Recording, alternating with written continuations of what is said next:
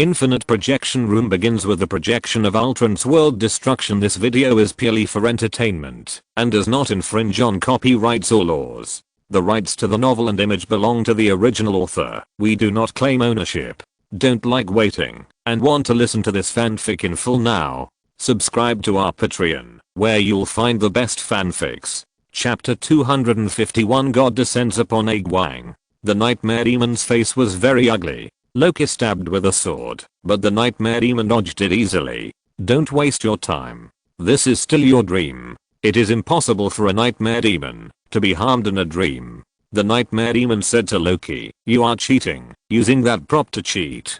Cheating? Loki sneered and asked, "When did you and I sign a contract? When did we agree on the rules? There is no agreement between you and me. How can it be cheating?" Hearing this, the Nightmare Demon's face became even uglier. "I don't care. If you want to get rid of the dream, you have to follow my rules." "Ha." Loki said sarcastically, "Are you impatient now?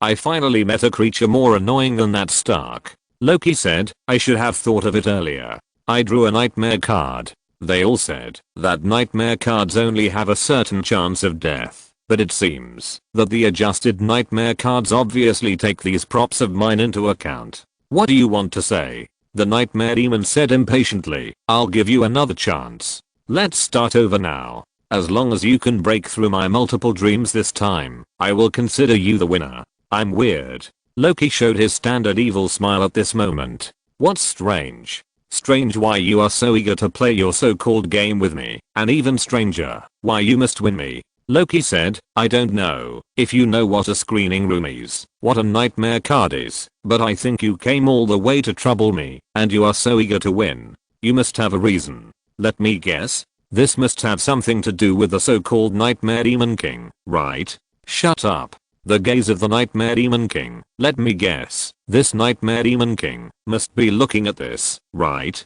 Loki smiled and said, "The Nightmare Demon clan likes to create beautiful dreams, to make creatures indulge in dreams, linger and finally become slaves of the Nightmare Demon. But you created nightmares for me one after another, which makes me very confused. Why do you want to go against the grain?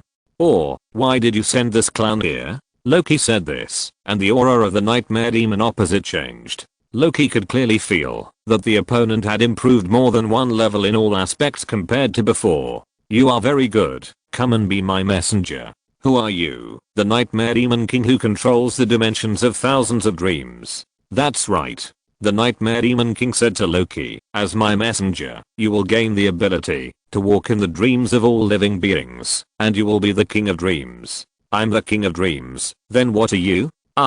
Of course I'm the Supreme God of Dreams." Ha ha ha ha ha ha. Loki heard this and burst into laughter, which made the Nightmare Demon King's face turn ugly. "What are you laughing at?" "I'm laughing at you for calling yourself a god in front of me. You." The Nightmare Demon King said disdainfully, "You are just a mortal who has gained extraordinary power. You don't know what a real god is." "No, I know." Loki changed the subject at this moment and said, "How about this? Why don't you tell me first? Why did you come to me?" The Nightmare Demon King was stunned. "Yes, why did I come to him?" Seeing the Nightmare Demon King's surprise at that moment, Loki was even more certain of his thoughts. "Well, pathetic Nightmare Demon, it's time for you to go." "Go?" The Nightmare Demon King laughed in anger and said, "This is a dream. I'm the god of dreams. What are you doing?" A spark. The super bracelet on Loki's hand shone with silver light, and a flash of light passed, and the body of the Nightmare Demon suddenly fell to the ground. "Congratulations, you have successfully passed the nightmare card." Notes of the Nightmare Demon King. Looking at the familiar prompt of the screening room in front of him, Loki still didn't believe it. "How do you prove that you are evil?" Believe it or not, the next second, the screen of the screening room disappeared. Seeing the attitude of the screening room, Loki was more convinced that this screening room was real. Loki looked at the super bracelet on his wrist. This thing saved him once. Well, at least once and a half. Loki squatted down, touching the cold floor, still not daring to fully believe that he had returned to reality. "How can I prove that I'm not in a dream?" Loki held such doubts and began to think for himself. When Loki fell into deep thought, He found that there seemed to be something extra in his body. It was a spiritual energy, a bit like a nightmare demon! Exclamation mark. Loki had also learned some necromancy magic and had a deep understanding of the soul. He could even use astral projection. Loki extracted the spiritual energy of the nightmare demon from his body and carefully put it into a magic ice ball. This seemed to be the residual soul left behind after the projection of the consciousness of the nightmare demon king was killed by a flash of sparks. The original nightmare demon died on the spot. Maybe the residual soul is not very accurate. The nightmare demon is a creature similar to a spiritual body. This residual soul is more like the corpse of the nightmare demon.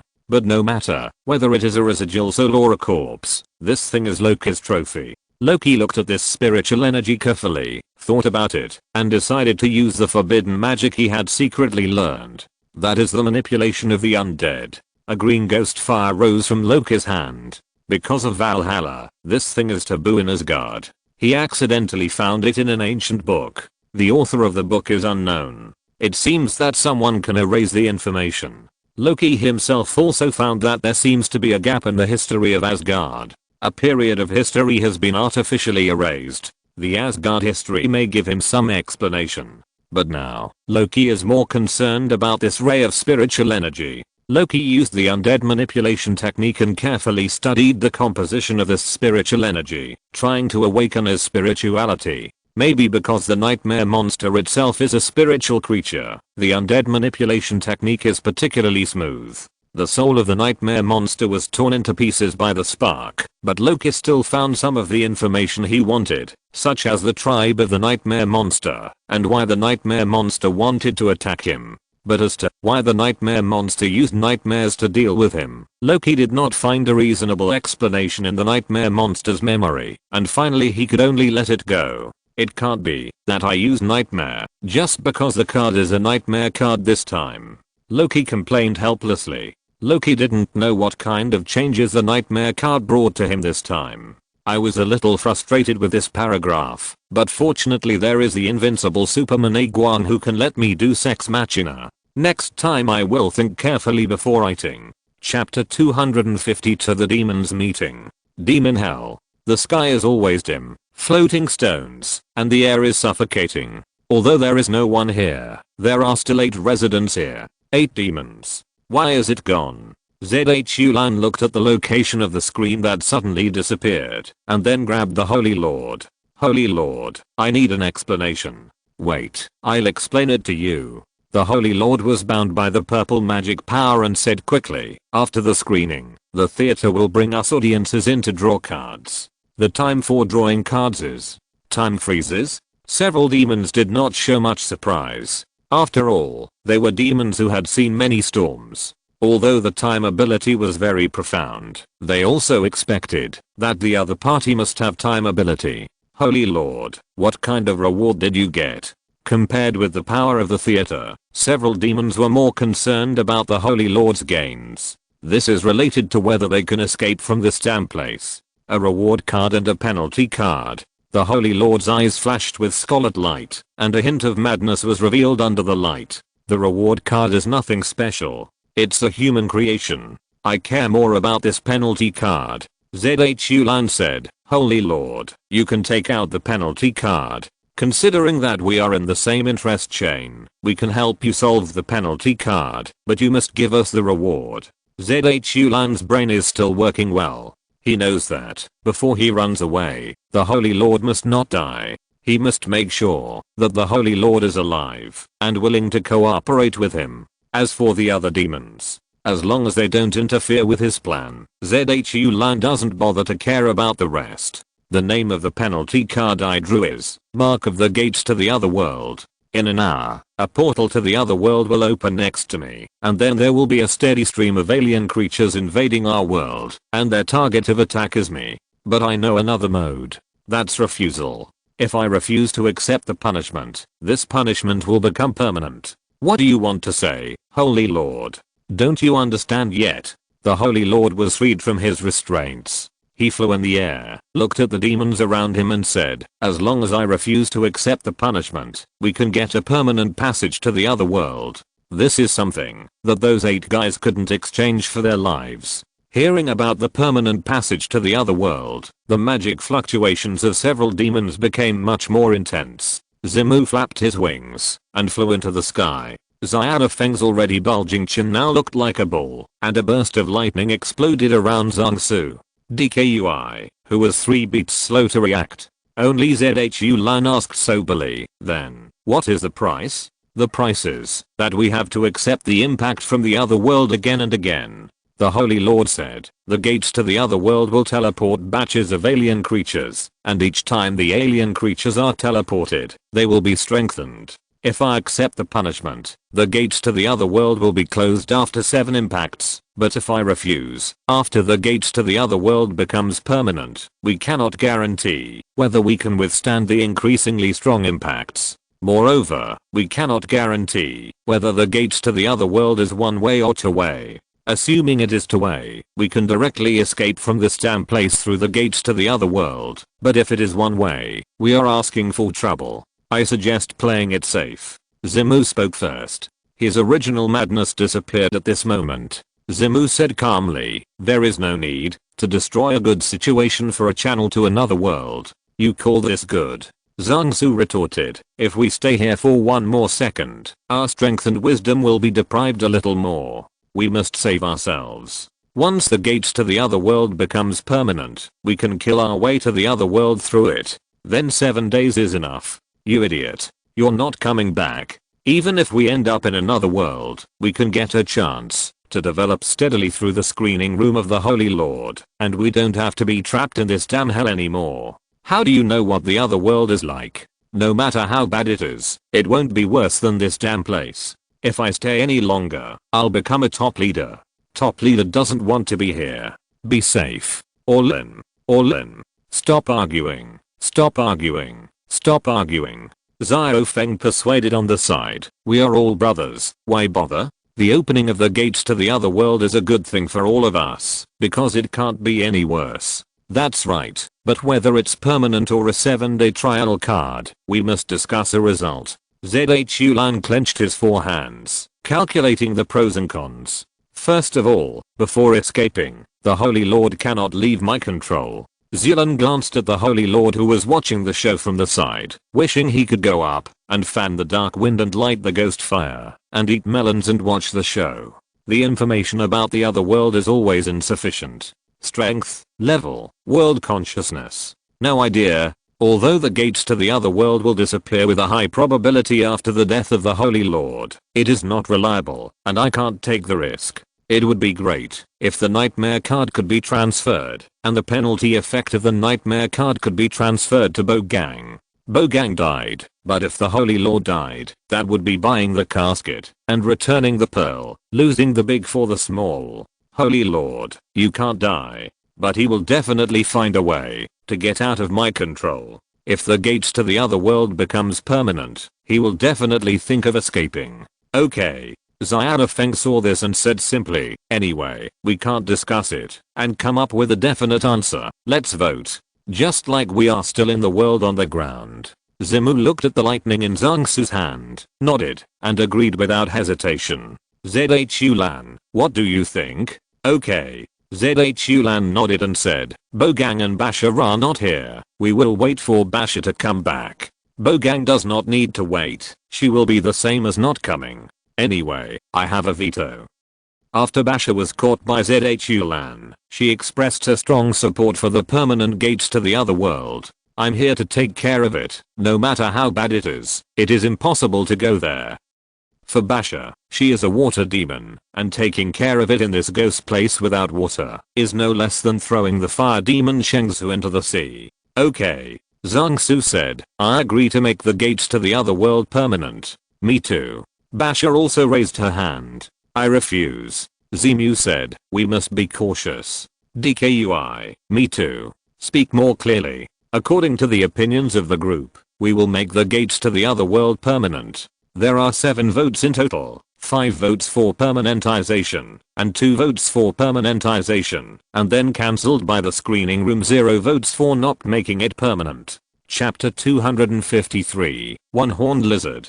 Zilan, you are the only one missing.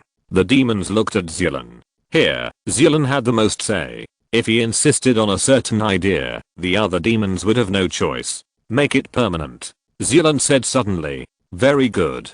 5-1. Holy Lord, it's your turn. Yes, Holy Lord has no say, it is just a tool. Holy Lord didn't say much. Without power, it was just a tool to gain power in front of his brothers and sisters. Only when he regained power could he gain enough say. Wait slowly, brothers and sisters. Time is over. The penalty card is activated permanently. The gate to the other world has been activated. Wish you have fun playing with the other world cinema room. A huge stone door fell from the sky. Wow. Zimu complained. I thought there would be special effects or something like that. This is a very simple stone door. It doesn't even have a pattern. The next second, a strange light lit up on the stone door, and a space tunnel slowly appeared in front of the stone door.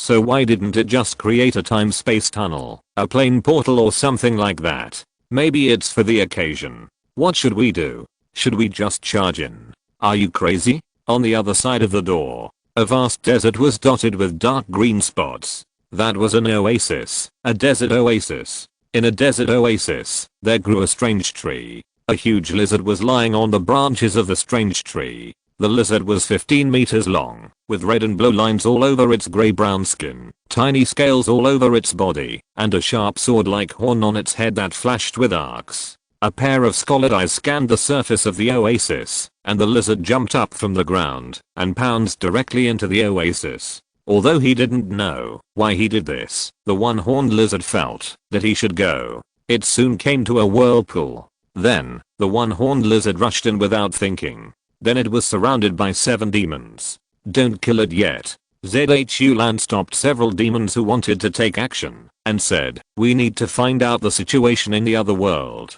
The lizard looked at several demons, and the beast's spiritual sense told him that his current situation was very bad. Although he didn't know why he instinctively had a strong hatred for the soul floating in the air, it didn't matter, because there were several stronger creatures whose malice towards him was far beyond his expectations. The horned lizard wanted to retreat, but it was too late. Zhulan stretched out his hand, and a deep purple magic power imprisoned the lizard's body. He tried to communicate with the lizard, but the other party did not show any wisdom. After the lizard completely left the gates to the other world, the space vortex on the door became dim, as if it had entered a CD. This guy's strength is very weak. His strongest ability is a horn that can discharge electricity. According to the theory that each impact will be stronger than the previous one, the intensity of the next impact will not be too high. After saying that, Zhulan threw the one-horned lizard in the middle of several demons and said, come and take a look at this alien creature. It's very conscious. The energy flow in his body is different from ours. As an expert in playing with thunder and lightning, Zhangsu quickly came to the conclusion, our power comes from the authority bestowed by heaven and earth. We use the authority of heaven and earth to communicate with the outside universe, while these tiny creatures, their power is more like drawing part of the power from the outside universe, and then imprisoning it in the body, building an energy storage device in their own body, allowing their body to gradually adapt to this energy, and become stronger little by little. You mean, this creature is building an inner universe in its own body, by plundering the outside universe? It's not that strong. It's called plundering, but in fact it just temporarily seals the energy of the outside universe in its own body. When you need to use it, it will still be released, and then return to the outside universe. Several demons had a thoughtful expression, except for DKUI. It seems that the idea of killing them directly can be temporarily abandoned. Zhulan said with regret. The power of demons is more dependent on the authority of the entire world, because they are the original power of the world. The function of the demon hell is to gradually reduce the demon's sensitivity to the outside world, thereby reducing their power and wisdom. In hell, it is reduced, but in the other world, it may be gone directly. I want the inner universe of this creature. Zhangsu grabbed the lizard and planned to seize the opponent's magic core. How dare you? A stream of water hit the lizard away, and Basha looked at Zhangsu viciously. What's the use of your water authority with the power of thunder? What kind of power is that? We need power now. Do you want to fight me? Enough. Zhulan forcibly separated the two guys and said, divide it equally, don't count Bogang. What qualifications does the Holy Lord have to share this cake with us? If he dies, the portal will be closed. Zhang-Su, if you really don't have a brain, I don't suggest that you take out your share. Looking at Zhulan, who exuded a terrifying demonic aura, Zhang-Su could only bear it, even if he was very dissatisfied. Don't be anxious, my dear brother. The Holy Lord suddenly said at this moment, we should listen to Zhulan's opinion. The gates to the other world is not closed, and we don't have to worry about not getting prey. Okay. Hurry up and divide the cake. I will use my share of the inner universe and flesh and blood to exchange for the soul of this creature. How about it? I'm a spirit now, and the power of the soul will be more useful to me. Hearing the words of the Holy Lord, Zhang-Su Basha agreed instantly. Zhulan, Zimu and Xiao Feng seemed to have thought of something, but just silently divided the lizard and took their own parts. Eat. DKUI excitedly took his portion and swallowed it whole. The Holy Lord flew to the corner with his soul power and began to devour it. Sure enough, the Holy Lord quickly browsed the images in his mind. These were the memories of the lizard. It's a pity that it was just a beast. The Holy Lord was a little disappointed. If it was the memory of an intelligent creature, then the value would be countless times higher. But if it was just a beast, the value would be much less. And because of the cutting of the soul, this simple and boring memory was also fragmented, mostly some pictures of hunting and eating. The Holy Lord was not disappointed about this. He knew that the future was still long. The computer crashed, probably like this. Tomorrow is Valentine's Day. If there is no unexpected situation, I should stay at home for a day. Chapter 254. Decide your fate. Gwen. Peter woke up from the hospital bed. Peter. Aunt May. Seeing his relatives, Peter's eyes welled up with tears. It seemed that they had been by his side for a long time. It's okay, my child, it's okay. Soon, the medical staff also came. The attending physician was a middle-aged white man in his 50s. He was relieved to see that Peter was quite energetic. God bless you, my child. You worried us so much. This is Dr. Manika. Aunt May wiped her tears and said, you scared us these days. Drive Manika, where are Thompson and Gwen? Although Hikari and the others guessed that Gwen was fine, Peter was still worried. As for Thompson, oh, that was incidental. Don't worry, kid. The little girl named Gwen is fine. She doesn't have any scratches. The big guy has some minor cartilage contusions. That's good. It's you on the contrary. Dr. Maniaka said, your aunt and the little girl were very worried during the days you were in a coma. Peter nodded, and then he realized that the surrounding environment seemed a little too good. Where am I? The sanatorium of the Osborn group. Dr. Maniaka said, you have made a good friend. It's Harry. Peter knew that he owed Harry another favor. Peter? A beautiful figure rushed into the ward. Gwen. Seeing that Gwen was unharmed, Peter finally breathed a sigh of relief. Several adults took a look and silently retreated, leaving the space for the young couple. Seeing that everyone around them had gone out, Peter and Gwen both blushed. Gwen, were you bitten by a spider? Peter attacked. Yes. Gwen didn't think much about it. Love can make people stupid. Gwen simply thought that it was Harry who told Peter. But Harry didn't know that she was bitten by a spider. He only knew that he had a fever. So the question is, why did Peter know? Then you will become Spider-Man. Spider-Man? Gwen frowned. This name is not nice at all. Then, Spider-Girl. Can we stop talking about spiders? Peter took a deep breath and cheered himself up in his heart. Come on, Peter. Come on. Just like you did in the theater. Shout out bravely. Okay, let's go. Gwen. Peter grabbed Gwen's hand. Gwen was startled and didn't even turn on the spider sense. She subconsciously held Peter's hand tightly. Peter's face tightened. What a great strength. Bang. Harry pushed open the door of the ward. Peter, I heard you woke up. Harry strode to Peter's ward and then saw the two of them holding hands. Peter had an expression of internal injury, and Gwen's fair little face turned red and hot at a speed visible to the naked eye. Realizing that he seemed to have disturbed his good brother's good deeds, Harry ran back at a faster speed. By the way, he locked the door. There was an awkward feeling in the air. Gwen turned her head to the side, and her feet were so tight that they almost fell on the ground. Peter took a deep breath and was about to muster up the courage to launch an offensive against Gwen again, but then he saw Gwen suddenly startled and turned her head to look at the door. A middle-aged white policeman appeared at the door. It was Gwen's father, George Stacy, the New York City Police Commissioner. An experienced old policeman immediately found something wrong. "It seems that your body has almost recovered." George walked to his side, pulled out a stool and sat down, saying, "This is the best." "Then kid, it's time to record a statement." "Dad." "Gwen, I'm working, you hurry out now." Peter looked like he wanted to cry, but had no tears. He roared in his heart, "Mr. Stark, you didn't teach me what to do." If my confession was interrupted twice in a row, Peter was very sure that his future father-in-law was definitely doing it on purpose. "Be serious, kid." George took out a notebook and said to Peter, "I need to know the information of that monster. There has been another disappearance in New York City in the past few days." "Another disappearance?" Peter didn't care to complain when he heard it. "But that monster should be dead." "How can you be sure?" George narrowed his eyes, just like a hunter discovering prey, an eagle hovering in the sky discovering a rabbit that has been eating on the ground.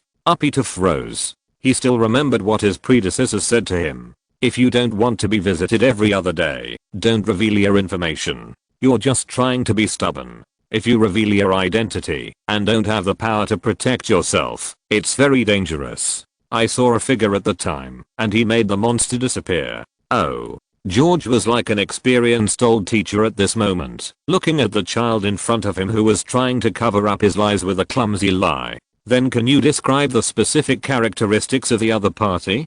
I think I can." Thinking of this, Peter suddenly calmed down. "I don't know how long it took. Well, Luca, what do you think?" George asked his deputy with the sketch provided by Peter. If this is true, then it's better to be fake. If this is fake, it can't be better," Luca said while looking at the sketch. "Don't tell me jokes, be serious." "But boss, missing people are already troublesome enough. If aliens are involved, this is not something that we, a police station, should be in charge of." "Yes, aliens." The picture drawn on the paper was a portrait of Gwen. "How likely do you think this brat is to lie?" "I don't think so," another detective said. Although the child was a little flustered, his description of the portrait made me feel that this was not a character he believed in temporarily, but that he had really seen this alien. "Yes, the details the child said can be completely matched. Either he had been planning for a long time, or he had really seen such a person, or the child has severe paranoia. None of these three situations are good." "Damn it." George threw the sketch on the table in anger. He took a deep breath, looked up at the ceiling, and asked, "What about the missing people?" "Very bad, sir. I'm still single, and I feel uncomfortable if you don't let me torture these two poor people a little." "Zuo. In a word, do you want to eat this dog food today?" "Eat it." "Peter will be no longer single today. If you don't eat it, then continue to share the joys and sorrows with us." "There is one more thing. Do you know what day it is today?" "On February 14th, 1946, the world's first electronic computer was born at the University of Pennsylvania in the United States. So please spend more time with your computer and mobile phone." Chapter 255 Two-Headed Rat. Luca said to George, "Now all the missing people have been reported to the police. If we add those homeless people who disappeared and no one cares about them, the actual situation will only be worse than expected." "Where are the clues collected from the crime scene before?" "Still analyzing." "Where are the support requested?" "They said they will send someone to take over the situation here." "How much do you think the child's guess is credible?" George said. He said that the weirdo told him that spider monsters are likely to be a group. "I think this is his own guess, and the so-called weirdo is himself." Reconsideration. "Agree. Add one on the other side." "My dad didn't make things difficult for you, did he?" Gwen and Peter walked side by side on the road. "It's okay." Peter smiled bitterly and said, "Uncle George also wants to solve the case. Now many people have disappeared in New York, and people are panicking." "Gwen, I will take you home." Okay. Gwen's mouth curled up. This idiot finally got it. Seeing this, Peter closed his eyes, made up his mind, and grabbed Gwen's hand. Gwen's body froze. The spider sense that had worked so well in the previous battle seemed to be offline, and it did not respond to Peter. Peter pulled Gwen and walked silently on the road. Both of them wanted to say something to break this damn deadlock, but they could not say a word. The two of them walked quietly on the street until they reached Gwen's house. How about here? Peter took a deep breath and decided to try again. Gwen's father was working overtime at the police station. Her mother should not come here, and Harry would not kill her. Okay. Peter stopped and said, Gwen. Huh. Gwen, who had been distracted, came back to her senses and asked, what's wrong? The voice was crisp and sweet, making people feel like spring breeze. Peter swallowed and said, do you have anything to say to me? Gwen was stunned. She didn't expect Peter to ask her suddenly. Logically, shouldn't he confess to me? Exclamation mark. The atmosphere became more awkward, and both sides didn't know what to do for a while. Peter wanted to slap himself twice. What the hell are you talking about? Gwen was a little nervous, and she kept thinking about what she should do to break the current awkwardness. She looked up at Peter, but happened to meet his eyes. Their eyes met.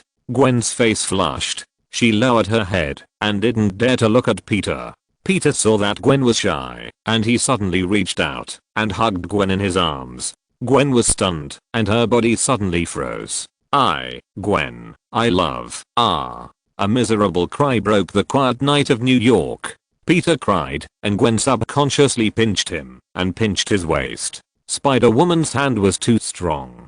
Gwen also wanted to cry. Why? This deadwood finally came to his senses. Why must he be cracked? Exclamation mark. Seeing Peter's expression that was about to be injured, Gwen was also in a dilemma. But the next second, the spider sense in Gwen's mind instantly sounded the alarm. Be careful. Gwen dodged and blocked Peter. What's wrong? It's dangerous. Gwen protected Peter, even though Peter was a head taller than Gwen. Peter suddenly felt that something was wrong. Shouldn't he block Gwen behind him now? The sound came from over there. Gwen pointed to a store. Peter also felt a burst of malice at this moment. It was the malice he felt when fighting the spider monster at school. That malice made Peter palpitate. This was a very strong emotional fluctuation, the momentum emanating from those creatures. It was an instinctive reaction of a creature. The two young men looked at each other and rushed over. When they rushed to the store, they found that there was nothing here, except the scattered goods and the messy ground. But the malice still existed. Isn't the spider monster dead? It may be one of their kind. Peter recalled some of the monsterology knowledge that Hickory and Ace had explained to him in the screening room. Monsters are not unique. Many monsters are a whole tribe, such as Gamora, Zeton, and Ponton. Monsters of the same tribe can have very different strengths. A strong Zeton can kill Ultraman, but a weak Zeton can be killed by a scientist like me. Hickory said, if I'm not mistaken, that spider monster should be a tribe. Peter pulled Gwen up and wanted to leave here, but suddenly a creature that might be a product of Fukushima jumped out from behind. This creature has several tentacles covered with barbs and heads. These heads look very ferocious, as if they will fall off at any time, and there are sharp teeth in their mouths. They move forward in a hunched posture, but walk upright. They are more than 3 meters tall, and have a layer of skin covered with sticky and disgusting mucus. His limbs are very developed, and he looks like a humanoid rat, but his body is dozens of times larger than that of an ordinary rat. He has 2 blood-red eyeballs, which are filled with bloody and violent breath. What is this? Looking at the appearance, that makes people's sanity value drop wildly. The two people felt extremely uncomfortable both physically and mentally. After all, they are still 2 children, not 2 warriors. After noticing the 2 people, the two-headed rat, temporarily called the two-headed rat, hesitated for a moment, and then pounced on the 2 people, as if receiving some orders. Although they are only 2 children, their physical fitness can no longer be called mortals. Gwen raised her hands and shot 2 white spider silks at the two-headed rat. The two-headed rat dodged to the side immediately in the face of the spider silk attack. They raised their heads at the same time, revealing skull eyes, staring at Gwen fiercely. Peter put his hands together and tried to use the light skill that killed the spider demon in one move, but it didn't work. Although the light skill couldn't be used, Peter still learned it in the cinema. Peter touched his hands and a magic circle was cast. The two-headed rat felt the breath of the magic circle and retreated for a while. They were afraid. In this way, the two sides confronted each other. But soon, the two-headed rat seemed to have received some instructions. Without hesitation, it pounced on Peter. The two-headed rat hit the magic circle in Peter's hand with great force. Peter was a beginner after all. It was not easy to rub out a secret shield in a hurry. It was really difficult to resist the railgun. Seeing that the mystical shield in Peter's hand was about to fail, Gwen attacked from the side, and a white spider silk hit the two-headed rat's body. She threw it hard and tried to throw it away. However, the two-headed rat's body was not dry fur, but sticky mucus, and the spider silk attack did not have a good effect. What should I do? Seeing that her attack did not work well, Gwen was a little panicked. Although she and Peter had practiced against spider demons, the two-headed rat in front of her was obviously a more advanced opponent. Leave here first. Pure love warriors, please lend your strength to Peter. Chapter 256, Fight to the Death. What the hell is this thing? Gwen led Peter through the city, and the two-headed rat was chasing them. Gwen, we have to lead this monster to a place where there are no people. I know. Gwen pulled Peter, and suddenly, the voice behind them disappeared. Not good. Gwen turned his head, and saw that there was no trace of the two-headed rat. Did he escape? I think it's more likely that he hid.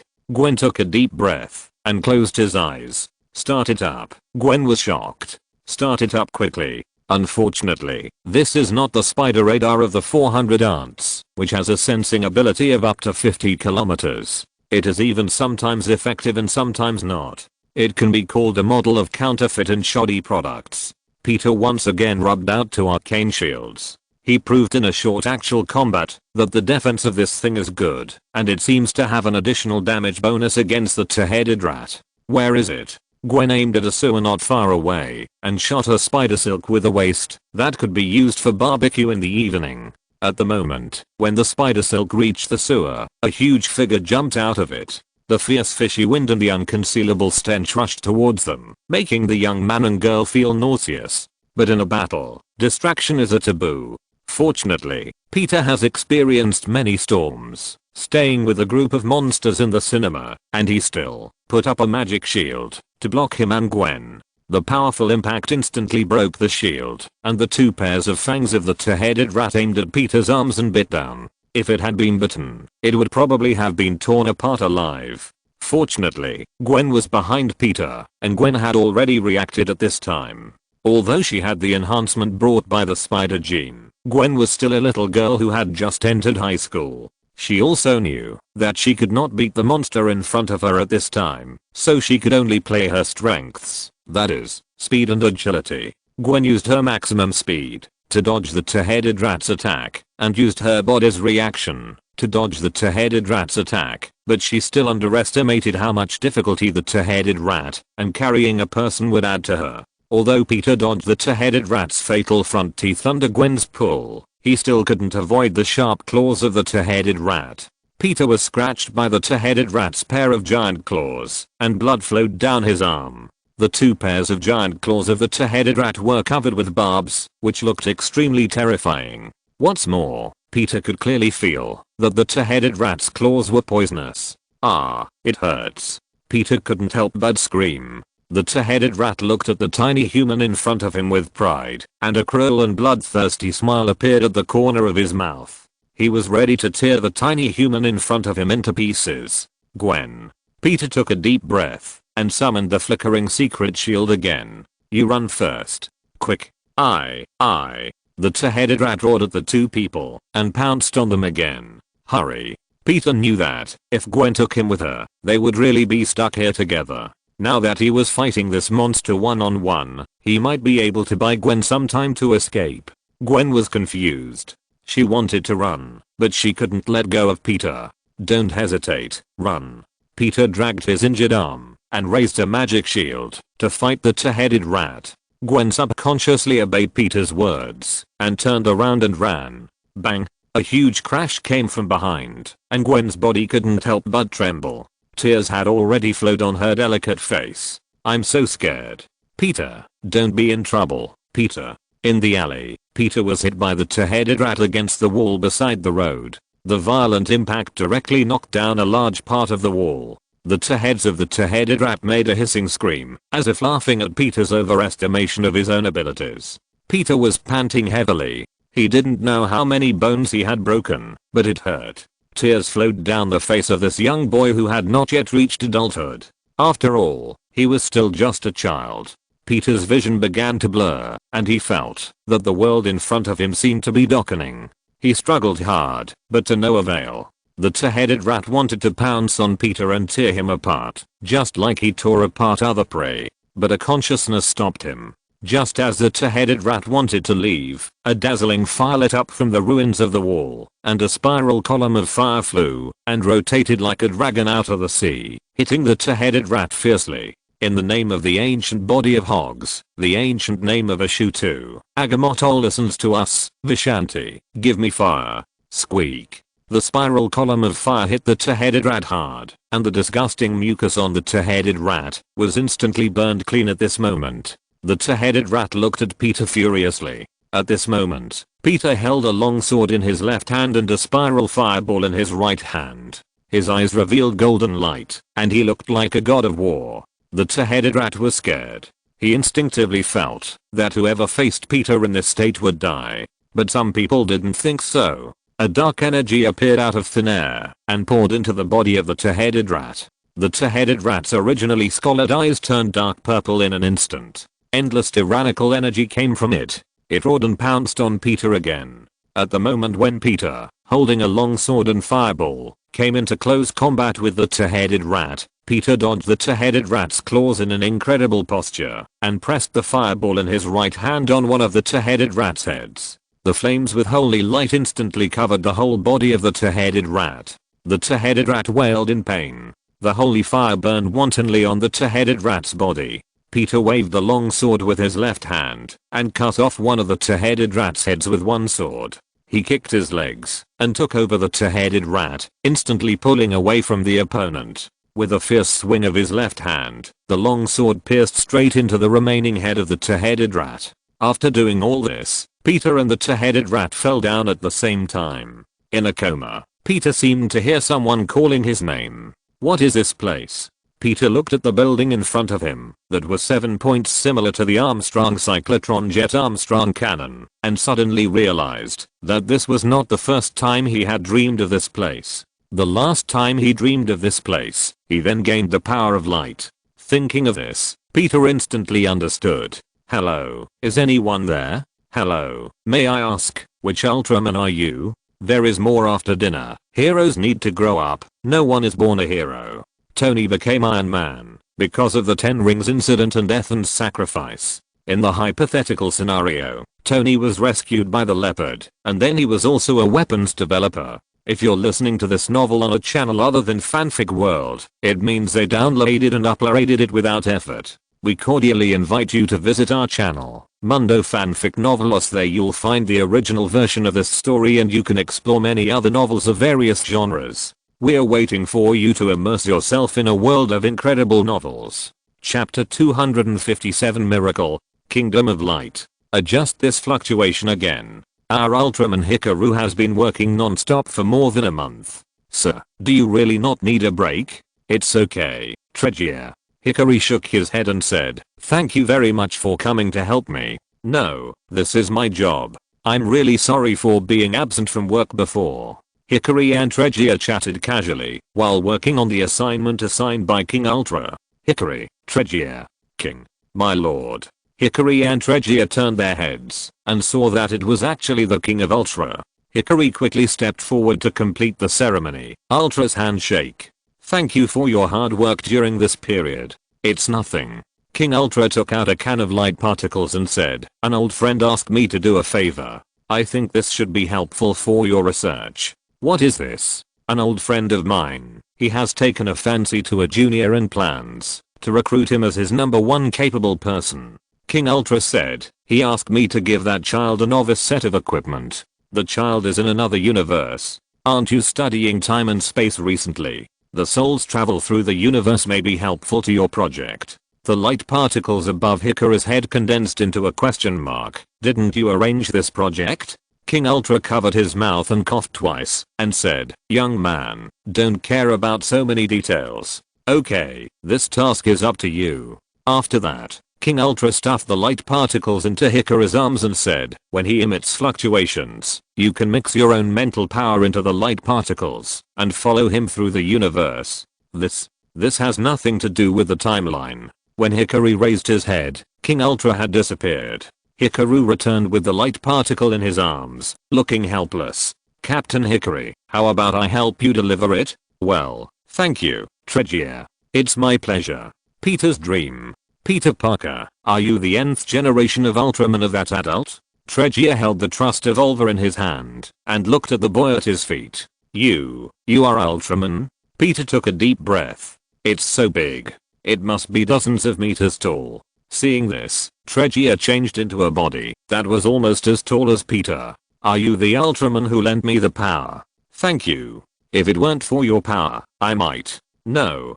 Tarikia shook his head, with a strange light flashing in his eyes. "My name is Tarikia. I'm just an employee of the Science and Technology Bureau of the Kingdom of Light, a scientist, and now I work under Chief Hikari." "Do you know Mr. Hikari?" "Yes, I know you too."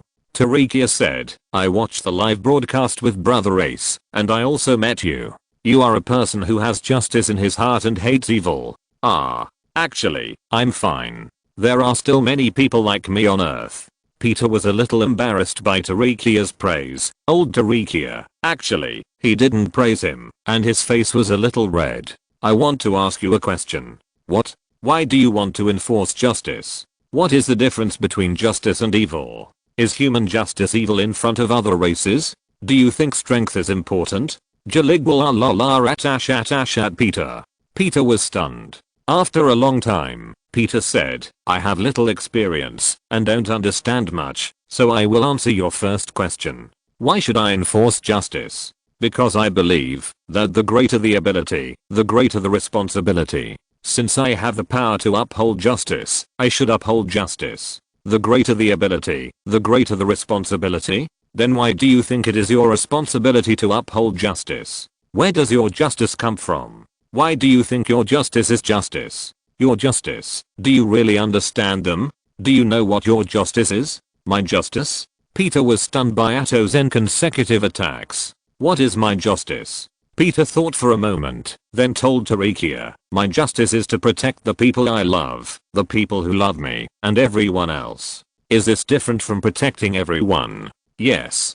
Peter said, "I'm actually still very selfish, because if I were asked to save someone and choose between my lover and a stranger I don't know, I would definitely choose the one I love. Even if there are several strangers, I might still choose the one I love. It's like the famous trolley problem. There are 5 people on one track and only one person on the other track. An unstoppable train is heading towards a tunnel with 5 people, and you are right next to it. When you pull down the joystick, the train will change lanes, and the 5 people who were originally crushed to death will be saved, but the one person who was not originally going to die will die. If it were me, I would give priority to the one I love. Am I very selfish? No. Now, it is old Thor who is silent.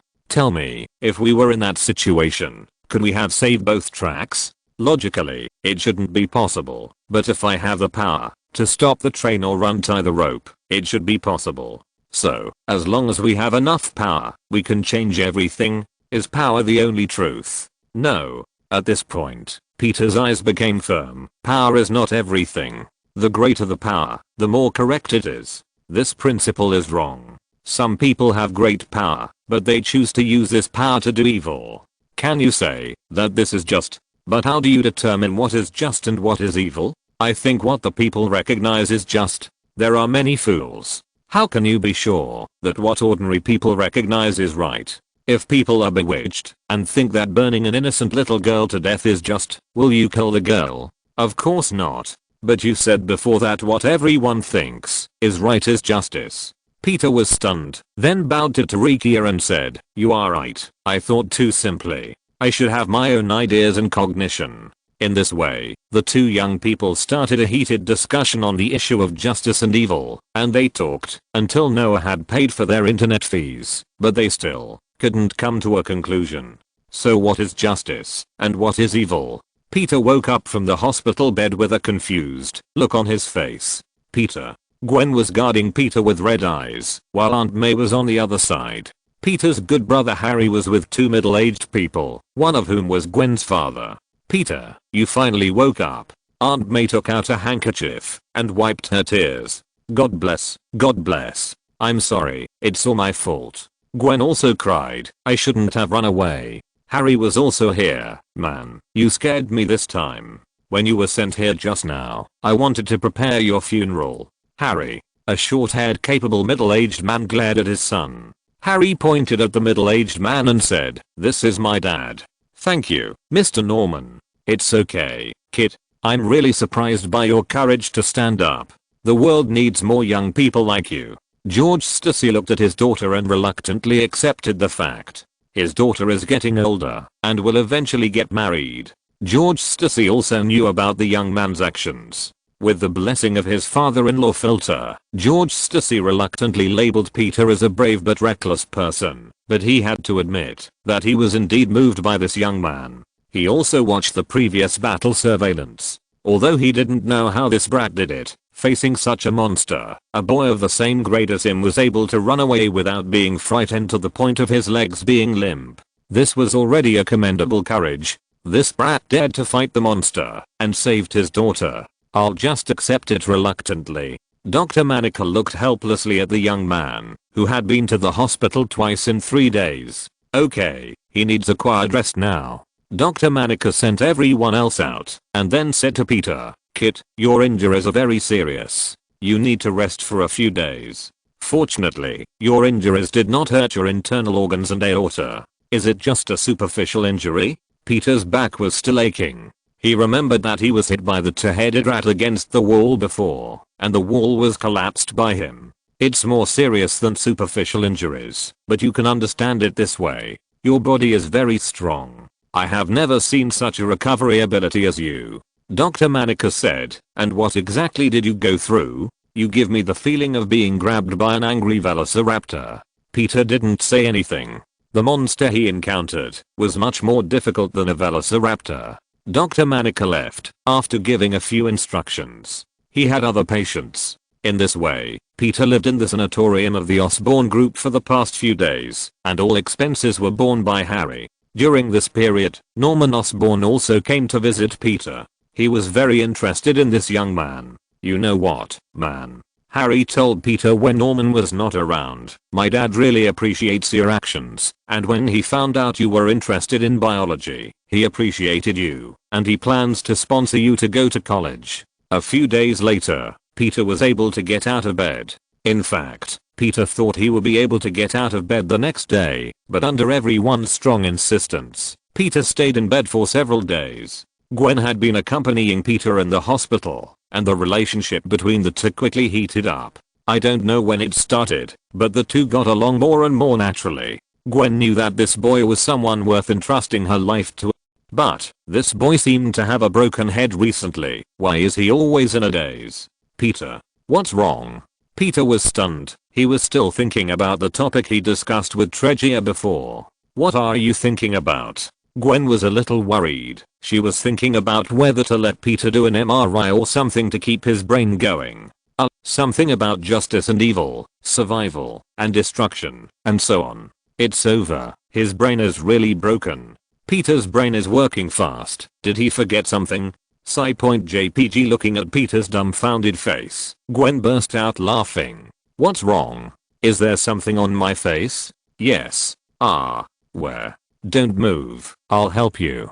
Gwen held Peter's hand and then slowly stretched out her other hand to Peter's face. Then she held Peter's head back and relied on Spider-Woman's powerful strength to push Peter's head instantly. "Hey, man. Look what I brought."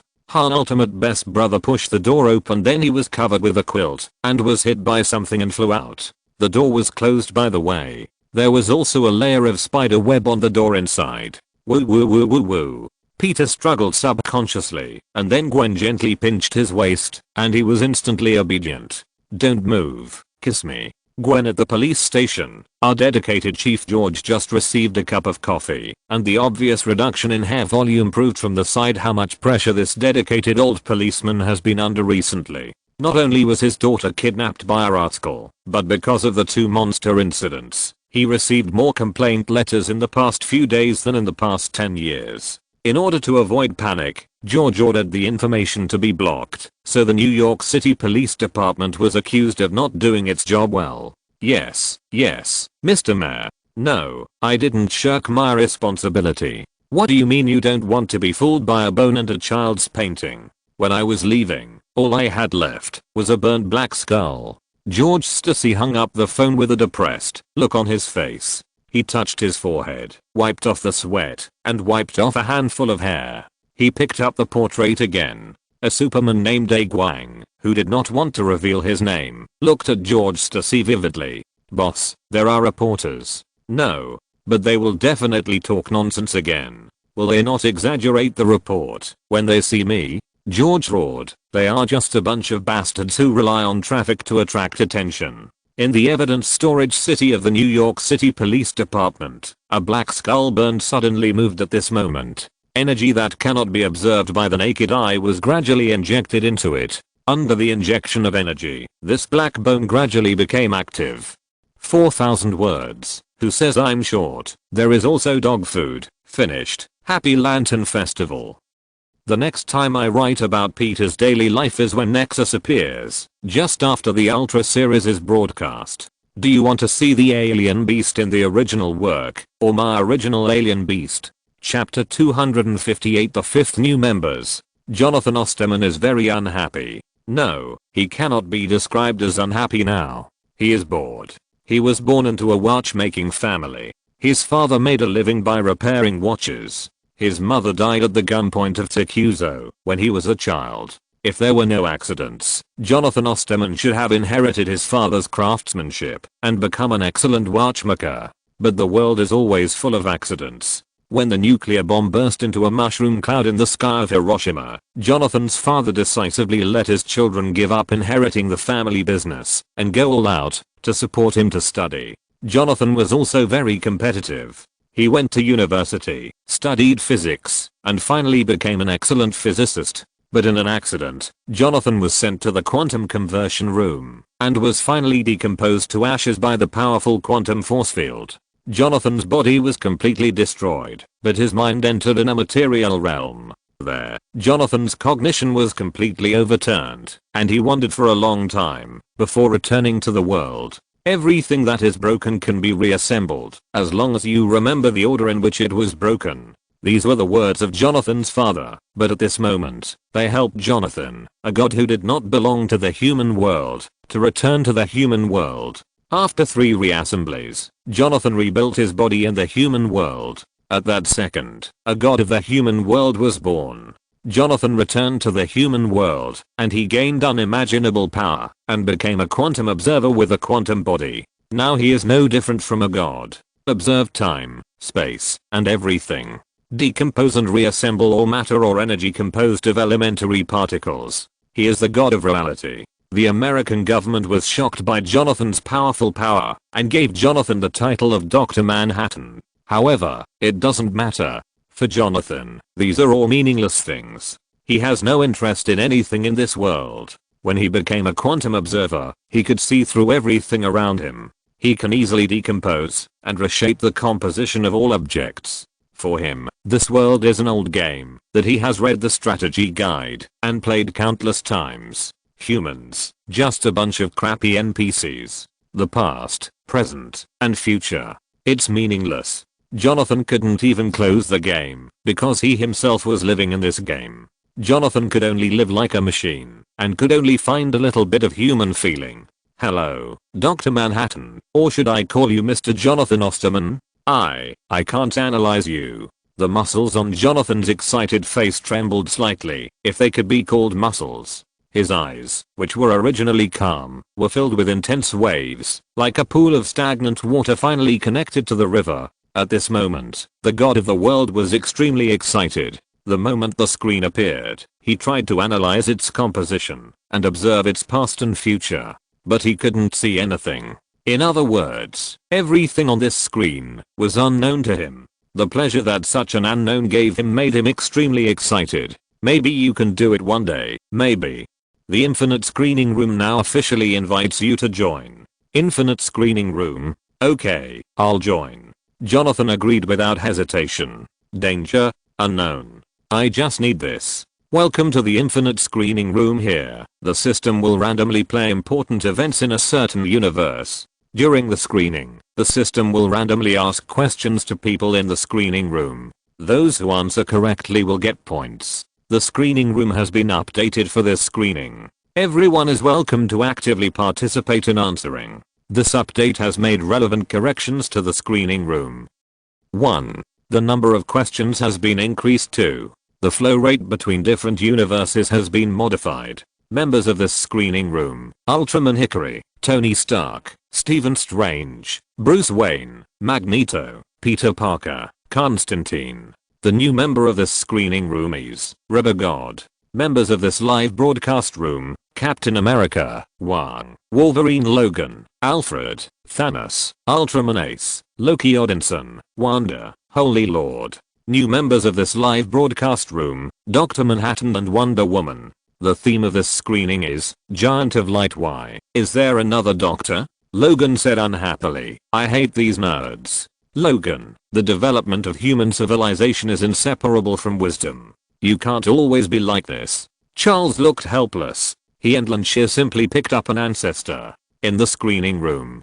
Boy, how did you complete the task we gave you? When several people saw Peter appear, they quickly surrounded him. Here, Iron Man, Superman, Gwang, Batman, Supreme Sorcerer, and Hell Detective did not exist. They were like a group of parents who were eager to get their stupid sons married. Stupid son Peter forced a smile and said, "It's okay." What do you mean it's okay? Tony was very dissatisfied. You didn't dare to confess to Gwen? I went. She didn't agree. Tony touched his chin. It shouldn't be, it doesn't make sense. My experience can't be wrong. Loki, hahaha, I said, a mere mortal knows nothing. Boy, you should believe in this god.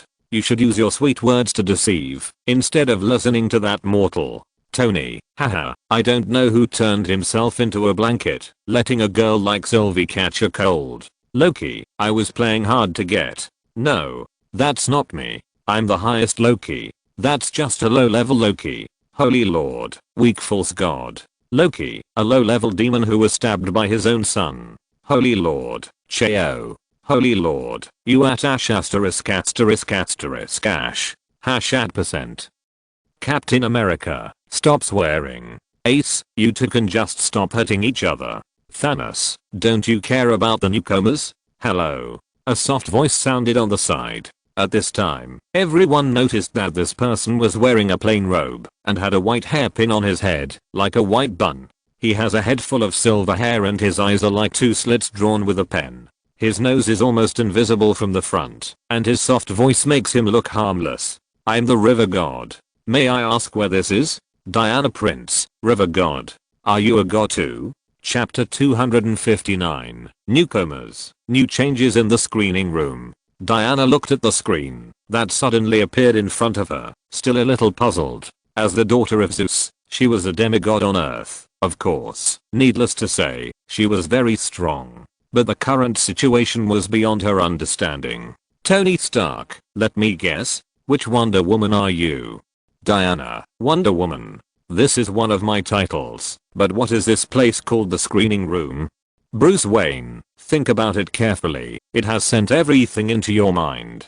Upon hearing this, Diana's mind instantly had a lot of information about the infinite screening room. Diana, it's incredible. In the screening room. Newcomer, are you also a god? Everyone surrounded this ordinary young man. Yes, I'm the River God. My home is at the bottom of the river. I called Lady Nuwa to report my work before, but I accidentally clicked on this page, and then I came here. Lady Nuwa. Bruce Wayne's mind instantly appeared the information of the supreme god in the ancient Eastern mythology. You are not talking about the god of creation, the mother of mankind, Nuwa, in Eastern mythology. Creation? No, it was not Nuwa who created the world. The river god shook his head and said, Nuwa is my superior.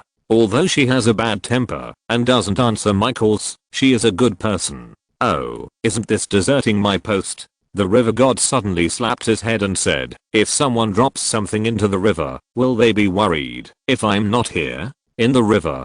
Yes, yes. The river god nodded and said, a long time ago, a woodcutter accidentally dropped his axe into the river, and I fished it out for him. If it weren't for me, it would have delayed the big thing. Looking at the river god's face full of I'm very important, Bruce Wayne's brain froze. What kind of species is this? If he is a god, the difference between him and the gods and demons he has seen is too big. If he is not, he doesn't look like a delusional patient. Is this a resort? Hearing the river god's question, Peter said, it can be considered a resort. There are food and drinks, sofa beds, and you can watch videos. This time, the screening room has also updated the game console. Great. The river god jumped and fell on the Simmons mattress behind him. Going on vacation pa. The word Tay appeared on the Simmons mattress that had not been used for a long time. Good night, everyone. The river god didn't know when he changed into pajamas and fell asleep. Good night. Loki, what is this clown doing? Exclamation mark. This guy is worthy of being called a god. Holy Lord, it would be great if the 8 immortals were like this. Jonathan Osterman, Drive Manhattan, is this a god from another world? Loki, no. Of course not. This is a clown. Jonathan Osterman, Drive Manhattan, oh. Excuse me, who are you? Loki, listen carefully, mortal. I'm Loki, the destroyer of Asgard, the creator of Ragnarok, the greatest wizard of the 9 realms, Asgard's god of trickery, god of fire and magic, the supreme wisdom of the 9 realms, the controller of the time administration. 1. You're almost there. Strange, the greatest wizard of the 9 realms? I'm not dead yet. Holy Lord, ha ha ha ha ha, look, clown. Guan, I don't really agree with the supreme wisdom. Ace, Hickory, your title has changed. Guan, really? When did you change it? Tony Stark, okay, let me summarize. This is Bambi with delusional disorder. Loki, asterisk asterisk asterisk. Jonathan Osterman, Drive Manhattan, ha ha ha, good, interesting, too interesting. Dr. Manhattan's face showed a long lost excitement. He had been sitting in this palace on Mars for too long. So long that he had forgotten human emotions, but today, this long lost feeling finally came back. He has been deeply fascinated by this sense of the unknown. He cannot predict the actions of the people in it. Everything in the live broadcast room and the screening room is unknown to him. He likes this feeling. Universe? Physics? Just arrange a few clones. I want to watch the live broadcast. Tony Stark, newcomers, do you want to introduce yourself? Jonathan Osterman, Drive Manhattan, introduce yourself. I'm Jonathan Osterman. If it weren't for the screening room, I would almost forget this name, because the name has no meaning to me later. I don't have any hobbies. I'm only keen on physics research. I have a wife, but no friends. November 9th, 1959 is a day that changed my life. In an unexpected quantum conversion experiment, my body was annihilated, and my mind was brought into a non-material realm. There, my cognition was completely overturned, and I wandered for a long time, before returning to the world. I became a ridiculous bald blue man. Every elementary particle was at my fingertips. This power beyond everything was like the arrival of God. Of course, it also scared the government. They collected me, and named me Drive Manhattan. They relied on me to resist the nuclear threat from the other side of the Pacific Ocean. But later my wife left me because my life was getting further and further away from humans. Bruce Wayne, tell me, are you delusional or bragging? Okay. Jonathan Osterman, Drive Manhattan, I'm just telling my own story. Tony Stark, it looks like this screening room is serious. Logan, it sounds so cool. Wait, I remember reading in a book that the objects around us are made up of some elementary particles. Does that mean that he can decompose everything, including water droplets? Tony Stark, yes, if what he said is true, a water droplet is a joke in front of him. It's a real water droplet. Wanda, so powerful. Tony Stark, girl, it's 100 times more powerful than you think. Without the addition of magic, this Dr. Manhattan is a real god. A real god. Wanda, what's so crazy this time? A physics god and a river god in a fairy tale. That Wonder Woman must be very powerful too. Diana, well, although I wanted to hide it, it seems that there is no need to hide it now. Diana, my name is Diana Prince, from Paradise Island, now living in Metropolis, and my profession is a reporter. Diana hesitated for a long time, but still didn't tell her life experience. Tony Stark, then do you know Stark Industries and the Avengers? Diana, no, but I know Wayne Group. Bruce Wayne, then, this time I should meet a fellow countryman. Bruce Wayne, although I don't know if we are in the same universe, it's always worth a try. Alfred, please go find this Miss Diana. Alfred, yes, sir. Diana was stunned. Should her information be okay? It was hard to tell her identity directly. Okay, everyone. Let's start the show. Quick, bring some food and drinks. The one who's snoring, please keep it down. Let's start now. The Land of Light, the story of Ultraman starts. Okay, here's what you want. Chapter 260, the scene of a major car accident. Diana's desire. From today on, you are an Ultra Warrior. In a golden space, a silver-horned bull in a red robe said to the young warrior Mebius, that's what they call us on that planet. I hope you can meet the life on that planet. Mebius's young voice was full of expectations. You mean humans? The silver-horned bull said. Through contact with them, I believe you can also get important things. Important things? Irreplaceable things that can only be found by yourself. I understand, Ultra Father. Go ahead, young warrior. Fly to the irreplaceable planet, Earth. Earth and the Kingdom of Light are 3 million light years apart, and now they have formed a deep friendship, and the Ultra Warriors have also formed an unbreakable bond with the people on Earth. And the beginning of all this story must be told from a not so good large-scale air crash several decades ago. That's where everything started. That Ultra Warrior named Mebius looks like Mr. Hickory, Peter said. Hickory nodded. Indeed. Ace, has Mebius really grown to this point? Very good, very good. Guang, is he a newcomer to the Ultra Guard? Ace, yes, he showed great potential and a brave heart in a mission. He has the indispensable qualities of an Ultra Warrior. Now he is training under Taro. When Eddie comes back, the next person to be sent to Earth will be Mebius. The image continues. The logo on the chest symbolizes a shooting star. Confidently drive the fighter to attack the enemy.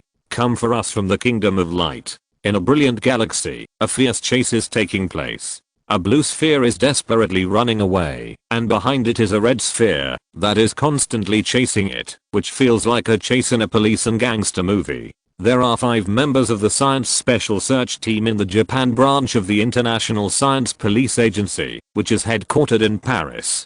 They specialize in investigating sudden and abnormal events, and are responsible for defending against invasions from space and protecting the Earth.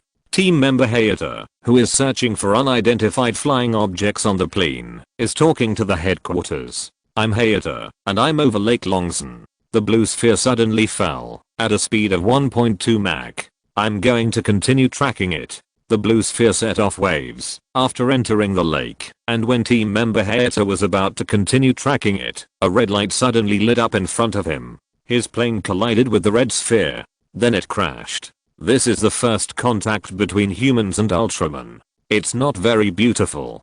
This. Hickory looked at all this with a dull face. He really didn't know that the first contact between the Kingdom of Light and the Earth came from a traffic accident. Ace, brother Ultraman never mentioned this to me. Guang, Zoffy should know something. He was the one who picked up Ultraman back then. Loki, this is hilarious. Your first contact with the Earthlings was actually a collision with their aircraft. Tony Stark, that's better than someone being treated like a dog by a purple potato spirit when he first came to Earth. It's a million times better. Thanos, you were quite humble when you first met me, Asgardian. Loki, shut up. Image continues. Lake Longzhen. The Red Bull aircraft absorbs Hayata's body. Earthling, you are dead. I'm dead. Then who are you? Inside the Red Bull, Hayata closes his eyes tightly and uses his mind to communicate with the red and silver giant in front of him. I'm an alien from the M78 Nebula. I was escorting Bermuda from a faraway universe and passed by here. He accidentally escaped on the way. I came to Earth to chase him. Bermula. Yes, Bermula is a demon-like monster that disturbs a piece of the universe. Ultraman showed a magic wand in his hand. Team Hayato, I'm very sorry. I made you lose your young life. To make up for my mistake, I share my life with you. Take this. This is the Beta Magic Wand. Amidst a burst of strange music, the red ball exploded. The special search team hurriedly looked over and got some previous information from the surrounding onlookers and then scattered to look for Team Hayato. However, the special search team and the enthusiastic people searched from dusk to dawn and did not find Hayato until noon. When everyone gradually began to lose hope and thought that Hayato might really be dead, a huge wave suddenly rose in Longson Lake. An ugly monster with a dark brown body, scales, short forelimbs, a long tail, and thorns on its back crawled out of the lake. Space monster, Bermuda. Wow. Everyone was surprised when they saw Bermuda, which was dozens of meters high. How should Ultraman deal with Bermuda after taking it? Drive a mecha or fight it hand to hand? Tony asked curiously. This kind of monster is probably hundreds or thousands of tons. Bruce Wayne frowned, thinking about how he would deal with such a monster if it appeared in his world. Thanos. Interesting. This level of monster is rare in the entire universe. Loki. I have seen fire dragons in Muspelheim and frost monsters in Jotunheim. Their strongest individuals are only more than 30 meters tall. Ace. Actually, that Bermula is 66.6 meters tall and weighs 25,000 tons. This data is just average among the monsters in our world, and it is barely even above average. Peter Parker. Yes, you people from the Kingdom of Light are all giants. Loki. Giant? Elemental perception. Peter Parker. Yes, a researcher from the Kingdom of Light named Tarikia came to deliver equipment to me. When he first appeared, he was a giant several dozen meters tall. Tony Stark. Wait a minute, if you say so, this Bermula is a humanoid or beast-shaped continental shelf oscillator. Guang, is that true? Bruce Wayne. The weight of tens of thousands of tons is compressed into a monster several dozen meters tall. You can imagine the density of this monster. It can step on a big pit with just 2 steps, and it can easily cause an earthquake when it is violent. This kind of giant beast in the city is simply, no, it is simply a huge disaster. Ace, it doesn't matter. Bermula has been dealt with by Brother Ultraman a long time ago. Bruce Wayne, I remember you said before that many monsters are a group. Diana Prince, monsters of this level are still a group. Diana found it hard to accept. Then, in addition to shock, there was a hint of expectation in her eyes. The Amazons are not good girls. They are all born warriors. The desire to fight and the desire to fight with the strong are all engraved in their DNA. Especially Diana is a demigod Amazon with the blood of the God King. Although she disguises herself as a reporter and archaeologist to make it easier to walk in the world, the blood in her bones is a demigod Amazon. She is more eager to fight with the strong than other Amazons. Such a powerful beast, although not a strong one, can also be a good opponent. And those people of the Land of Light, listening to their conversation, they seem to be hunting behemoths of the level of Bermula. If you can fight with such a powerful warrior, it is really a temptation that is hard to refuse for a warrior. How could I possibly fail? Chapter 261, Space Operation Number 1. Peter Parker. The theme of this live broadcast is the Giant of Light. Could it be you, Captain America? It sounds very possible. Bruce Wayne. Excuse me, how strong is that Ultraman? Ace. Brother Ultraman is 40 meters tall. Of course, it is calculated according to your Earthling's units. Weighs 35,000 tons. Flies at Mach 5.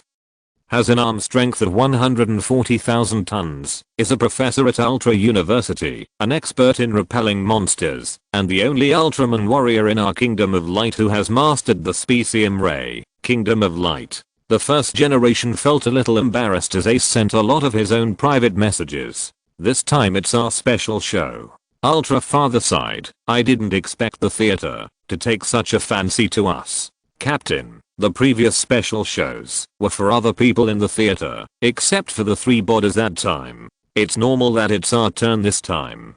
Tregear said, perhaps, we can use this to predict some future dangers. Ultra Father nodded and said, if that's the case, that's good. whether it's external dangers or internal situations. It would be great if we could know about them in advance, make preparations early, and strangle them in the cradle. Ultra Father said this, looked up at the sky, and suddenly sighed. Inside the theater, in Mach units, a giant that is 40 meters tall, but weighs more than 30,000 tons. Tony thought about it for a moment, and his face suddenly became as dark as Neck Fury's. This level of existence is simply a disaster on Earth. Yes. Bruce Wayne said quickly, he doesn't even need to do anything. Just running at full speed is a human-shaped disaster. I'm afraid there is no building on Earth that can withstand the advance of that Ultraman. The gusts of wind brought by running will be no less than level 9 or 10. This is just collateral damage. In other words, even if Ultraman doesn't want to destroy, his every move is a disaster for humans. It's not that serious. Hikari explained. We all have biological force fields on our bodies. We rely on this force field to restrain our destructive power and use it to fly. As of my world, 6 excellent Ultra Warriors have been sent to Earth. Leo is a refugee from L77, and Ace is the 4th. Ace, that's right. Bruce Wayne, why do you want to help humans? Ace, because of the deep bond between us and humans. Gwen, I think this question can be explained in this video. Bruce, you can rest assured that our Ultra Warriors will always be friends of humans. The video continues. Under the attack of the magical laser pistol of the Kurt team, Bamura's body was hit, and smoke came out, and he dived to the bottom of the lake again. At this time, Hayato called for support. Although the Kurt team couldn't believe that Hayato was still alive, they were still very happy about Hayato's resurrection. Although they were full of questions when they heard that Hayato was going to kill the monster and asked them to make a finishing move. Captain Muramatsu still thought that they should listen to Hayato first and kill Bamura first. Don't they suspect that this Hayato is an alien? Bruce Wayne said, what if this is an alien conspiracy? But Ultraman is not a bad guy. Ultraman is not a bad guy, but what if the one who comes this time is a bad guy, or the one who comes next time is a bad guy? Captain America, I can only say that they trust Hayato too much. Captain America, this kind of trust is good, but it is easy to be exploited by people with ulterior motives. Logan, Wayne boy, it is difficult for a rich young man like you to understand the brotherhood between comrades in arms who go through life and death together. The video continues. Hayato drove the submarine to search carefully in Longson Lake, and finally found Bermuda at the bottom of the lake. Then he fired a missile and Bermuda screamed. When Bermuda surfaced in pain, the Kurt fighter plane that had been waiting for a long time fired a shot at Bermuda's head. When Bermuda was defeated on the surface, he dived to the bottom of the water. When he was defeated on the bottom of the water, he swam up. After being beaten several times, he became anxious and bit the submarine under the water with missiles, and then threw the submarine directly on the shore. Hayato was stunned in the submarine. Bermuda took the opportunity to raise his head and use his long-range attack and the bluish-white high-temperature glandular laser to force back the fighter. At this moment, Hayato woke up. He quickly climbed out of the cabin, holding up the beta magic stick. A dazzling light flashed, and the giant of light stood on the earth. Exclamation mark. Ultraman, the hero of the universe. Wash socks. Ultraman appeared in front of Bermuda and quickly wrestled with Bermuda. Hold it. Beat him hard. Beat him. On the plane of the Kurt team, the I-team watched Ultraman beat Bermuda violently and cheered excitedly. Soon, 2 minutes later, the blue round light on Ultraman's chest began to flash red. What's going on? Seeing this, everyone became nervous. It must be said that watching the battle between two huge creatures was indeed quite exciting. A group of old men were all fascinated by it. It's the energy indicator light. Hikari pointed to the energy indicator light on his chest and said, this represents the energy in the Ultra Warrior's body. When the red light comes on, it means that the energy is insufficient, and we must fight quickly. This makes sense. Strange thought for a while and said, Ultraman is such a huge creature, and the biological energy he needs to consume may be tens of thousands of times that of us humans, so it may also lead to insufficient energy after being tied to human life. This is true. Hikari said, we are not short of energy in the kingdom of light and space at ordinary times. It is mainly because the atmosphere on Earth filters out a large part of the solar energy, so there will be such a situation that we will run out of energy after fighting for a few minutes. Image continues. Bemula saw this and used the high temperature glandular laser to force Ultraman back, and then transformed into a blue spherical aircraft mode to try to escape. Ultraman saw this and jumped back a step, crossed his left and right hands, and instantly used his signature skill Specium Ray. Boom. Bemula exploded. Ultraman, the cosmic hero, won. The victorious Ultraman used Ultra Akimbo and flew into the sky. On the other side, Hayata and the people of Team Cot met. Id was very happy and asked, "Are you really Hayata?" "Of course it's real. There can't be a fake Hayata. There is only one person." Hayata then had a brief exchange with Captain Muramatsu and told everyone that it was the alien who saved him. "What's his name?" Id asked curiously. "He doesn't have a name." "How is that possible?" "Then, how about calling him Ultraman?" "Ultraman?" "Yes, call him Ultraman." The Ultraman who never mentioned that he had killed someone is a scumbag. Land of Light Ultraman Space Operation number 1 and next play. My hometown is Earth. I wanted to write about the little golden man, but considering that this guy's hiding too deeply, I'm afraid that this guy will drink the mysterious 4 Ultras again in Yanjesan and force me to go to the basement to accompany the mourner. I will not write it for now. I will not write it for now. Chapter 262. My hometown is the Earth. Compare each other. Mysterious barrage. My hometown is Earth. Does this have anything to do with Ultraman? It must be said that everyone's emotions have been completely aroused. At this time, the theater was still showing the monsters and aliens that were defeated by Ultraman. Bolton, Gamora, Red King. Have these monsters and aliens appeared on that Earth? Yes. What a disaster. Bruce Wayne's scalp was a little numb. He felt that his previous defense methods were simply shit. Worse than shit. Diana Prince, this Ultraman is really a powerful warrior. Jonathan Osterman, Drive Manhattan, interesting, really too interesting. Jonathan Osterman, Drive Manhattan, is this a different universe? Logan, you give me the feeling of Frankenstein in the old movie. Jonathan Osterman, Drive Manhattan, sorry, I'm so happy. I haven't had this kind of human emotion for a long time. Bruce Wayne, human emotions? Jonathan Osterman, Drive Manhattan, since I became a high-dimensional life form, everything in the world is like a book that I can flip through at will. I can flip through it at will. For me, everything in my universe is meaningless. Although I can detect the edge of the universe, I cannot break through the crystal wall system between universes and cannot see other universes through it. Therefore, everything in other universes makes me lose my composure. Logan, I don't know how powerful it is. I don't know how powerful it is. Magneto, detecting an entire universe. Is this really possible? Agwang, the cosmic crystal wall system. I think we can communicate. Jonathan Osterman, Drive Manhattan. Oh. Do you also know something about the cosmic crystal wall system and the multiverse? Agwang, indeed, we have developed a set of not very mature crossing technology, but due to some problems, it has not been realized yet, and recently I have been working overtime to study a topic about timelines, so the content of the multiverse can only be put aside for the time being. Jonathan Osterman, Drive Manhattan, there is actually a timeline. Great, we can have a good exchange. Jonathan looked at the screen in front of him. This magical screening room opened up a whole new world for him. At this time, the various battle scenes on the screen ended. The screen first went dark, and then lit up again. Start playing. My hometown is the Earth. In the COD team, the team members are discussing the recent cosmic incident. A grand international peace conference is about to open, and representatives sent by various countries have been killed one after another.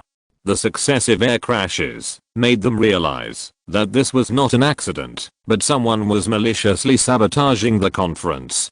The United Nations sent a special commissioner, Eru, to assist in the investigation. At this time, a car accident attracted the attention of the COD team. A car driven by a fugitive had a car accident on the way. The cause of the car accident was very strange. The fugitive's car seemed to have hit an invisible wall. This matter was highly valued by the team members, and soon everyone came to the road where the car accident occurred. The car drove slowly, and sure enough, the next second, it hit a transparent wall. This is not a wall, but a spaceship. The spaceship escaped. The members of the COT team studied all night and finally developed a light wall to deal with this kind of spaceship. A spaceship that makes itself transparent by rotating at high speed. Is this possible? In theory, it is possible. Leo has dealt with a monster on Earth, and it also uses a similar principle to make it invisible. That Ichi is good. He made a cracked weapon in one night. That's why I said that you humans are a race that is good at creating miracles. Under the and rays, the stealth ability of the spaceship was destroyed. When he saw the spaceship, the face of the Special Commissioner Eru was a little strange. Under the pursuit of the COT team members, the spaceship crashed. The team members quickly started chasing, and sure enough, they found this monster with slender limbs, gray skin, and cracks in the forest. The monster did not start to destroy it wantonly, after being shot down like the previous aliens and monsters. It even showed obvious discomfort with the environment of the Earth. It seems that it is not adapted to the environment of the Earth. Why blame him so much? Get rid of it. Yichu doesn't care about that. It was he who let this monster run away yesterday. Today, he will arrest him no matter what. The information given by Baidu Encyclopedia is eyed, but all the sources I can find, as long as they are in Chinese, are Yichu. After thinking for a moment, I decided to use Yichu. Team COT opened fire. Their firepower is extremely strong, but it is nothing to the monster. Its skin seems to be able to withstand high temperatures. Team COT members launched a pursuit in the forest, but Special Envoy Eru chose to stay and check the fallen monster rocket. In the end, this pursuit ended with the monster disappearing in the jungle and the team members returning empty-handed. On the way back, Yichu was still cursing, "This damn monster. I must kill him." Team Eru? Captain Miramatsu and the thoughtful female team member Toyama Akiko keenly discovered that Eru's mood seemed a little wrong, and the two big men Yichu and Lan were still cursing the monster. The more Yichu and Lan cursed, the uglier Eru's face became. "Okay, let's go eat something to replenish our energy." Captain Miramatsu interrupted the two and led everyone away first. Because the ability of the monster has not been explored clearly, this place is temporarily blocked. After dinner, the members of the COT team gathered together to discuss today's events. Wonder, this COT team, and this government's ability to act is so strong. Peter Parker, yes, I always thought that the government that does not drag us down is a perfect government, but it turns out that they can actually cooperate with the team members to act together. Logan, yeah, I always thought the role of the government is to cause trouble for us, but I didn't expect there is such an excellent government. Goodfellow, you're starting to compare the bad. I also think America is a piece of shit. Wanda, sure enough, you can't compare everything. Once you compare, you will find out what kind of monsters are in your family. Peter Parker, was that the barrage sent by the screening room just now? I read a comic about Zayasi and Serena's date. In just 3 minutes, I laughed no less than 5 times. It's too sweet. I can be single, but the couple I support must get married. Suddenly I want to write a sequel about Zayasi and Serena's date. It's so sad, so sad. Chapter 263 The Three Creations Script. The sky was gloomy. On a grassy field, the COT team, with only a few spotlights, held a meeting. The issue they discussed was how to deal with the monster. Let me see. Line and I will go to the base to make a super bomb and blow up the monster directly. Ichu said excitedly. Today's fight was so exciting. Idiot, are you going to start a forest fire? Line did not hesitate to dispel Yichu's idea. Captain Miramatsu silently observed Eru's expression, while Akiko asked, where did the monster come from, and why did it want to destroy the International Peace Conference? Who cares? Kill that ugly one enough. Eru roared fiercely and shouted at the other team members, don't talk about J. Miller like that. Everyone was shocked by Eru's reaction, and the information he revealed made everyone feel even more strange. J. Miller, that monster is called Jamila. Do you know it? No, I don't know her. I don't. Eru said this and realized that his attempt to cover up his mistake was too stupid. Under the questioning of everyone, Eru had to tell the truth. Yes, her name is Jamila, and she is an Earthling. What? This is impossible. This remark not only shocked the members of the Kurt team, but also scared everyone in the screening room. Is a monster Jamila an Earthling? Strange pondered for a moment, then said, my hometown is Earth. This may be a story worthy of Jamila's return to Earth. But she is no longer human now. Peter said, if she does not restore her human appearance, it will be difficult for her to survive on Earth. Child, you have made progress. Bruce Wayne said, humans are exclusive. Even for humans themselves, different skin colors will cause so many troubles, let alone Jamila now. If Jamila cannot restore her human appearance, then for her, there is no difference between Earth and alien planets. Eru slowly told everyone a story. A very scary story. It was during the Cold War. The two superpowers on Earth, Russia and America, tried their best to overwhelm each other. In addition to continuous expansion, they also expanded their nuclear weapons enough to drag mankind into nuclear doomsday. In order to overthrow each other, the two superpowers used everything they could, whether scientific or unscientific, usable or unusable, humane or inhumane. And space, this mysterious world, is a must-win place for the two great powers. This is the era of space hegemony. This is military competition. One is a crazy internal competition. The process of competing for the starry sky is bound to be impossible to be smooth sailing. When the Russian astronaut Gagarin became the first person to enter space, America could not sit still. They increased their investment in space and launched one rocket after another and one spacecraft after another. During this period, one spacecraft had an accident and failed to return to Earth. Moreover, that spacecraft was a manned spacecraft. And the name of the astronaut was Jamila. The screening room was silent. Constantine stopped smoking. Tony also put away his exaggeration, and Peter's hands tightly clenched his trouser legs. The members of the Kurt team were also silent. Yichu's eyes were wide open and his mouth was half open. He wanted to say something, but he couldn't say it. Eru was still telling this story. If a rescue operation is launched, it will inevitably waste a huge amount of resources, which is not allowed in this military competition. And if it is left alone, it will be condemned by the whole world. Therefore, a certain country chose to seal up this matter forever. The Earth is completely unaware of this matter, and this ship and this person are wandering and drifting in this boundless universe. Eru took out a stack of burnt diaries, which are Jamila's diaries. I looked through the diary. Jamila fell on a planet without water. Her spacesuit was damaged. Under the radiation of cosmic rays, Jamila's body changed. She became what she is now, the monster now, Jamila. Enough. Yichu's eyes were red, and it seemed that tears were about to flow out of them. Jamila is not a monster. She is a human. She is our companion. Yichu's body trembled, and suddenly, he slapped himself hard. The crisp sound of the slap was particularly penetrating in the open wilderness. Yichu knelt on the ground in pain, muttering to himself, what the hell did I do? I attacked my companions. I'm the monster.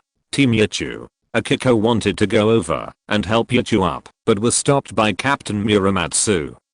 Muramatsu knew that Yichu was usually careless, liked to do some funny things from time to time, and was a little pretentious. Sometimes he was submissive, but sometimes he was hot-blooded. But this man had a delicate and gentle heart. Eru turned to a page in Jamila's diary and said, Jamila built a spaceship by herself. How she did it, I don't know, because the diary was burned. According to the few words in Jamila's diary, I saw her longing for the Earth, and that she only hated and cursed the humans on Earth. Enough. Yichu angrily kicked the weapon at his feet and roared, I quit. Team Yichu. Lang wanted to stop Yichu, but Yichu grabbed him by the collar. Jamila is a human. Think about it, Lan. Think about it. Jamila is our predecessor. Yichu grabbed Lan's collar and shouted, how can we fight her? But, Lan. Think about it. Think about ourselves. Maybe one day, we will become like Jamila. MD. Yichu roared angrily, Jamila she. The grass fell into a brief silence until Eru's voice sounded again. Everyone, I once again convey the order from the Paris headquarters. Because the true identity of the monster Jamila is unknown, after it is destroyed, bury it secretly. What?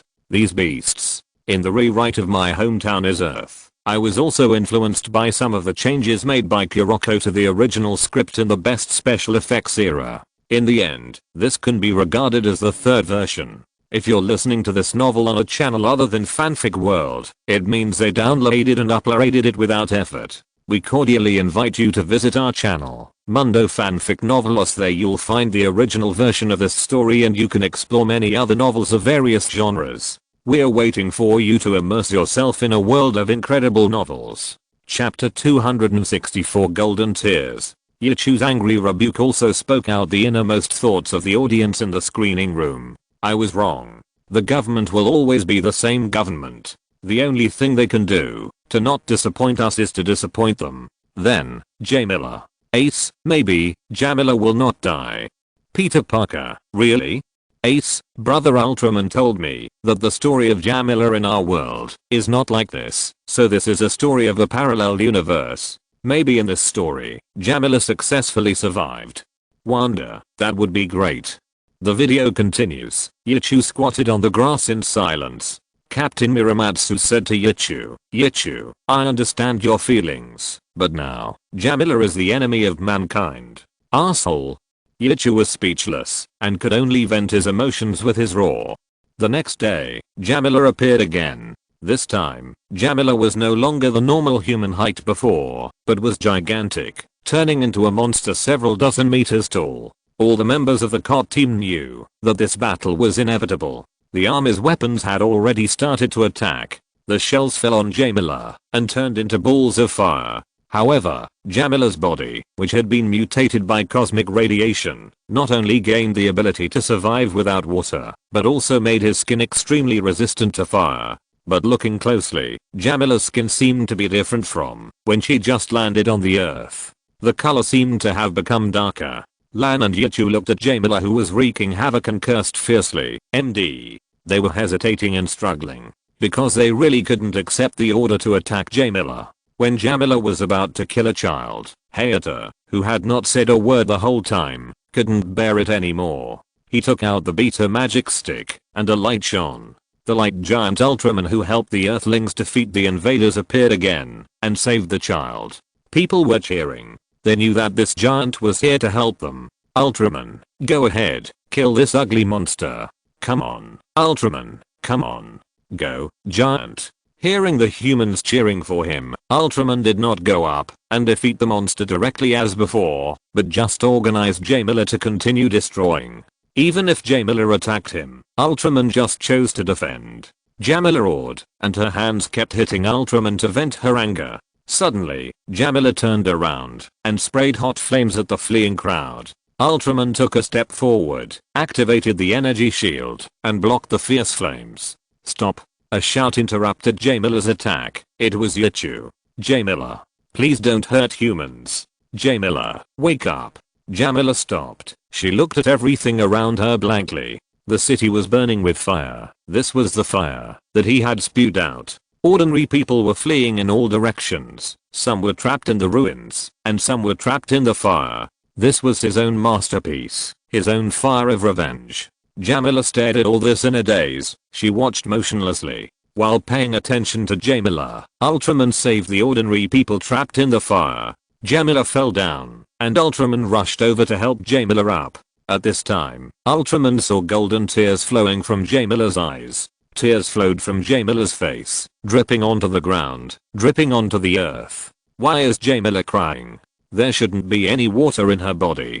Jamila looked at the city she had destroyed, the colorful flags erected at the exhibition center, where the International Peace Conference was about to be held, the weapons scattered outside the International Peace Conference, the people who were trapped in the fire because of the flames she had spewed, but were rescued by Ultraman and reunited with their families, and the sky on Earth is still so blue. Jamila closed her eyes, and her body turned into beautiful light particles and dissipated here. Ultraman stood up and bowed his head in silence for Jamila with the members of the COD team. Jamila died. She did not die in the spaceship accident, nor did she die on the planet without water. She died on Earth, in her hometown. Jamila died, and her body was buried in a cemetery unknown to the COD team members. Captain Miramatsu and his team members stood in front of Jamila's grave. Jamila, please forgive us. This is your hometown, the hometown you long for, the Earth. The tombstone reads, "Warriors who sacrificed their lives for the dreams of mankind and the development of science rest here." Those hypocrites are like this. They only say some praises to the dead. Accompanied by Yichu's voice, the screen gradually darkened. The land of light, the story of Ultraman, my hometown is the earth, and in the screening room, there was an unusual silence. All humans were put under a forced silence effect and remained silent. Even the barrage was clear, and even Loki, who was usually the most likely to stir up trouble, did not come out to stir up trouble at this time. Although you are in a bad mood now, I still have to say one thing. The questioning begins. This question is a single player answer mode. Q. Why did J. Miller die? 10 points will be awarded for a correct answer, and a penalty card will be drawn for a wrong answer. What kind of question is this? Peter was very unhappy. This kind of question made him feel like he was insulting the dead. Thanos. Why did J. Miller die? Was it because there is nothing more tragic than a dead heart? Loki. It should be related to that tear. Holy Lord. That tear is very likely the essence of life. This time, the Q&A session was obviously not as enthusiastic as before. The people on Earth fell into silence, and the aliens and non-humans were confused. The Kingdom of Light. For J. Miller, water is highly toxic. The first generation said to Ace, there is water in the atmosphere of the Earth. Back then, I killed J. Miller with the Ultra Water Stream. Although J. Miller in the parallel universe was not hit by a strong water stream, the atmosphere of the Earth is a chronic poison for J. Miller. Even if it was only 1 or 2 days, J. Miller had absorbed a lot of water, which has already constituted a lethal dose. I think this is also the origin of J. Miller's golden tears. Ace didn't say much, nodded silently, and sent the answer. Ace, water is highly toxic to J. Miller, and there is a small amount of water in the Earth's atmosphere. The moment J. Miller's body came into contact with the Earth's atmosphere, her death was doomed. She was born on a planet that is 70% water, but in the end she died because of the water. Ace's answer is correct, and he will be awarded 10 points. I know you are feeling very uncomfortable. A line of text suddenly appeared on the darkened screen. This is a special text for the screening room, which has the ability to be understood by anyone or any creature. But I want to tell you, this is just the beginning. The Kingdom of Light 7 Super Weapon R1 starts broadcasting. Today is such a good day. There are still 3 days before school starts, and I haven't finished my homework yet. Moreover, I successfully discovered that the person I like has changed his love head today. It's so good. Chapter 265 7, 7, 7, 7, 7, 7. Accompanied by a burst of music, a brand new giant image appeared on the screen. When Ultraman left the Earth, a new giant descended on the Earth. He is 7. Looking at the red giant on the screen wearing a solar panel and a headset on his head, everyone did not exclaim too much. Their attention was shocked by the word sent by the screening room before. This is just the beginning. What does it mean? Does it mean that there are more cruel stories waiting for them? Exclamation mark. Everyone looked at Hickory, and Hickory was waiting for Ace to give him a definite signal. The Kingdom of Light. Is it 7 this time? Father Ultra looked at the figure on the screen and immediately ordered, hurry up and get 7 and Jack here. 7. The planetary observer number 340 of the M78 Nebula. When coming to Earth for planetary observation, 7 met a young man named Satsumajiro. 7 was moved by the heroic act of the young man Satsumajiro, who sacrificed himself to save others, and chose to walk on the Earth in the appearance of Satsumajiro, and named himself Moroboshi. Later, 7 joined the Space Guard, the guardian organization of the Earth, and helped the Ultra Guard to defeat one evil cosmic person after another who tried to invade the Earth. However, although each invasion of foreign enemies was defeated by the Ultra Guard and 7, these invasions continued to stimulate the nerves of the Earthlings. They realized that there were countless enemies in space, and they were eyeing them covetously. Exclamation mark. What can they do? Rely on 7? But 7 is also an alien. If one day Ultraman does not stand on the side of humans, but invades the enemy with other aliens, what should they do? Step back. Even if there is 7, will humans always depend on Ultraman's wings? Can humans only be Ultraman's vassal forever and be protected by Ultraman forever, just like a child who never grows up and can only rely on the protection of his parents? Take a step back. Even if humans really choose to rely on Ultraman, is Ultraman an omnipotent god who can protect them forever? What will they do if Ultraman leaves? Will they just watch Ultraman leave and wait for aliens to take away the Earth? Moreover, Seven and Ultraman, who once protected the Earth, have proved that Ultraman is not a god. Although they are full of divinity, they are not gods. They will die too. Ultraman was killed by the space dinosaur Jeton, and Seven was hung on a cross by the Gatsy people, and was pressed to the ground by the spaceship King Joe of the Pedon people, and was even knocked down. The second time, King Joe was defeated with the help of humans. Ultraman is not a god. Ultraman will die. Ultraman will never protect humans forever. Looking at the words written in bright red in the screening room, everyone felt a chill. Unlike the previous videos, they realized that this time the screening room was going to be more lively. Will Ultraman die in battle? This question lingered in everyone's mind.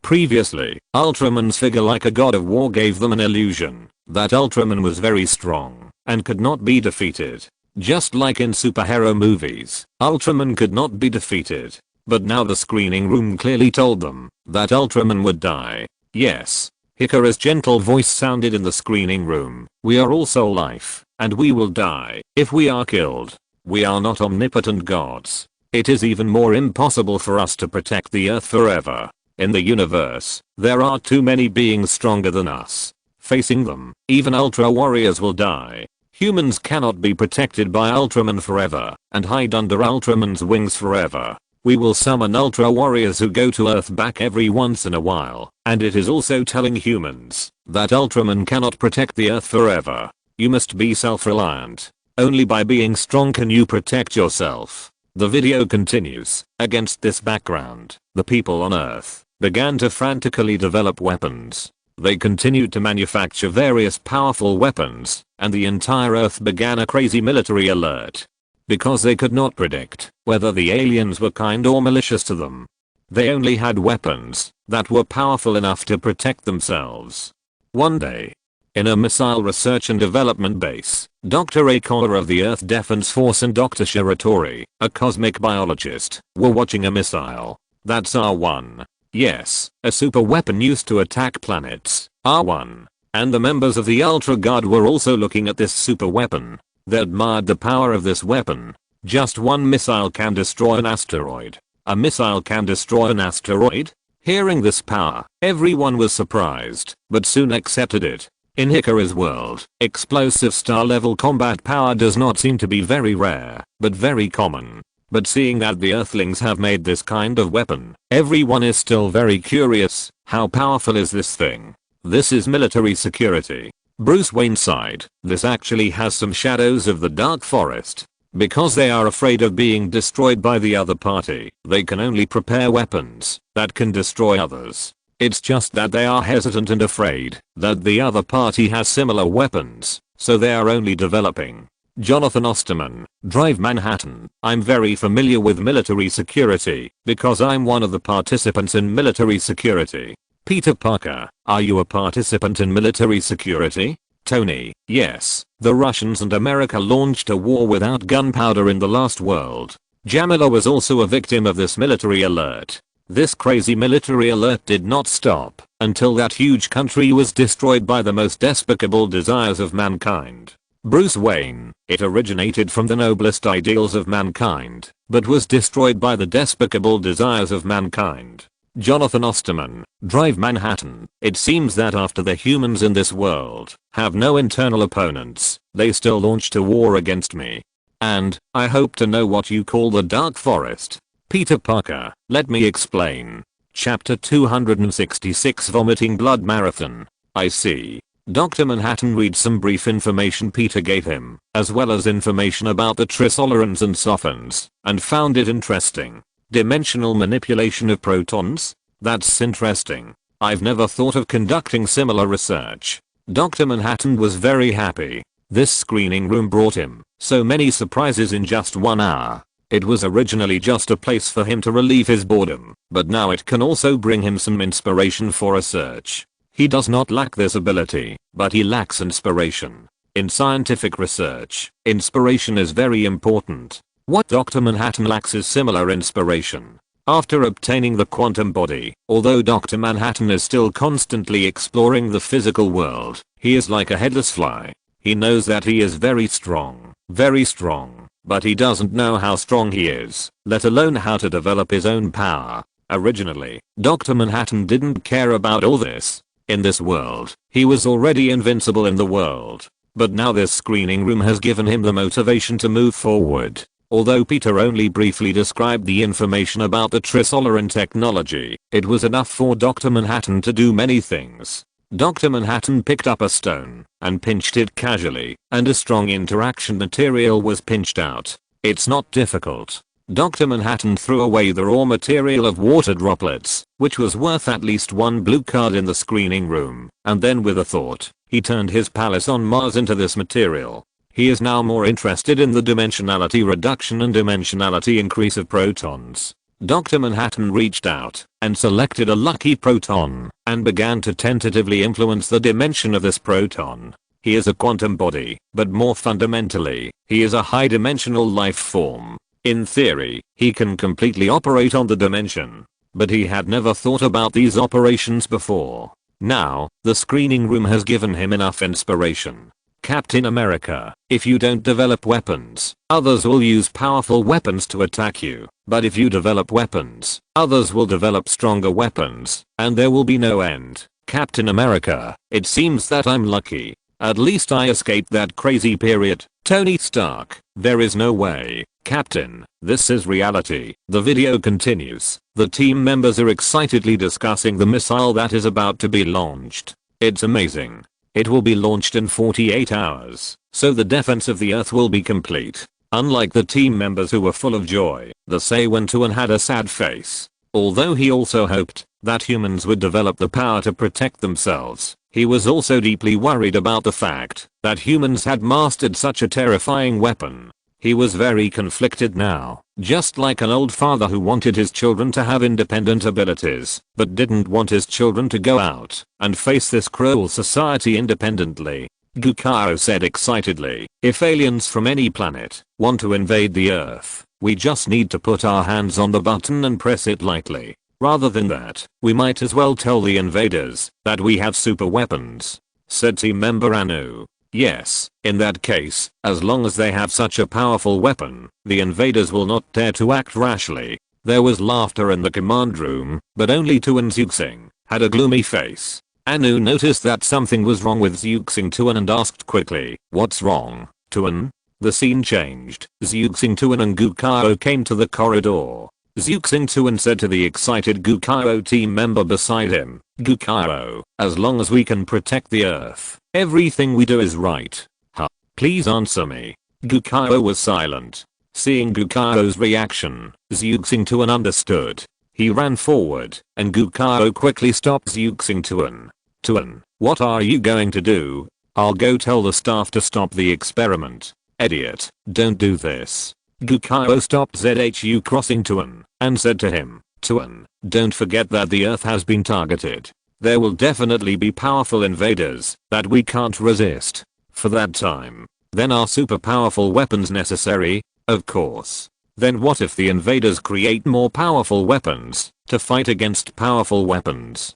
Gukao's eyes were a little evasive, but he still said, then we will create more powerful weapons than that. ZHU crossing Tuan was silent, and after a long time he said, it's like a pathetic marathon, while running while spitting blood. A pathetic marathon, while running while spitting blood. That's true enough. So, are they wrong to develop weapons? No. Hearing this, Tony stood up abruptly. He looked at Peter, then at Ikari, and said to everyone in the screening room, the people on Earth in that world are not wrong. The environment of that world determines the mentality of the Earthlings. All kinds of demons and monsters in the universe are eyeing the lambs of the Earth. It is not a long-term solution to rely on the protection of mechanical gods like Seven and Ultraman. You know, even Ultraman and Seven have been defeated or even killed. There is nothing wrong with the development of human armaments. If we don't develop, we will always be fish on the chopping board and can only ask others for protection. The saddest thing is not just this marathon of vomiting blood, but the saddest thing is that such a marathon has to be run in reality. Tony's words did clear a trace of the haze that shrouded the mentality of the people, but this could not let everyone get rid of this dark cloud. Even if it is their Earth, the video of Avengers 3 has proved that their world is not safe. Even for them, they must continue to develop technology to ensure survival. The basic standard of not being bullied is to have the ability to bully others. With this ability to bully others, do not bully others, but use it to protect those who will be bullied.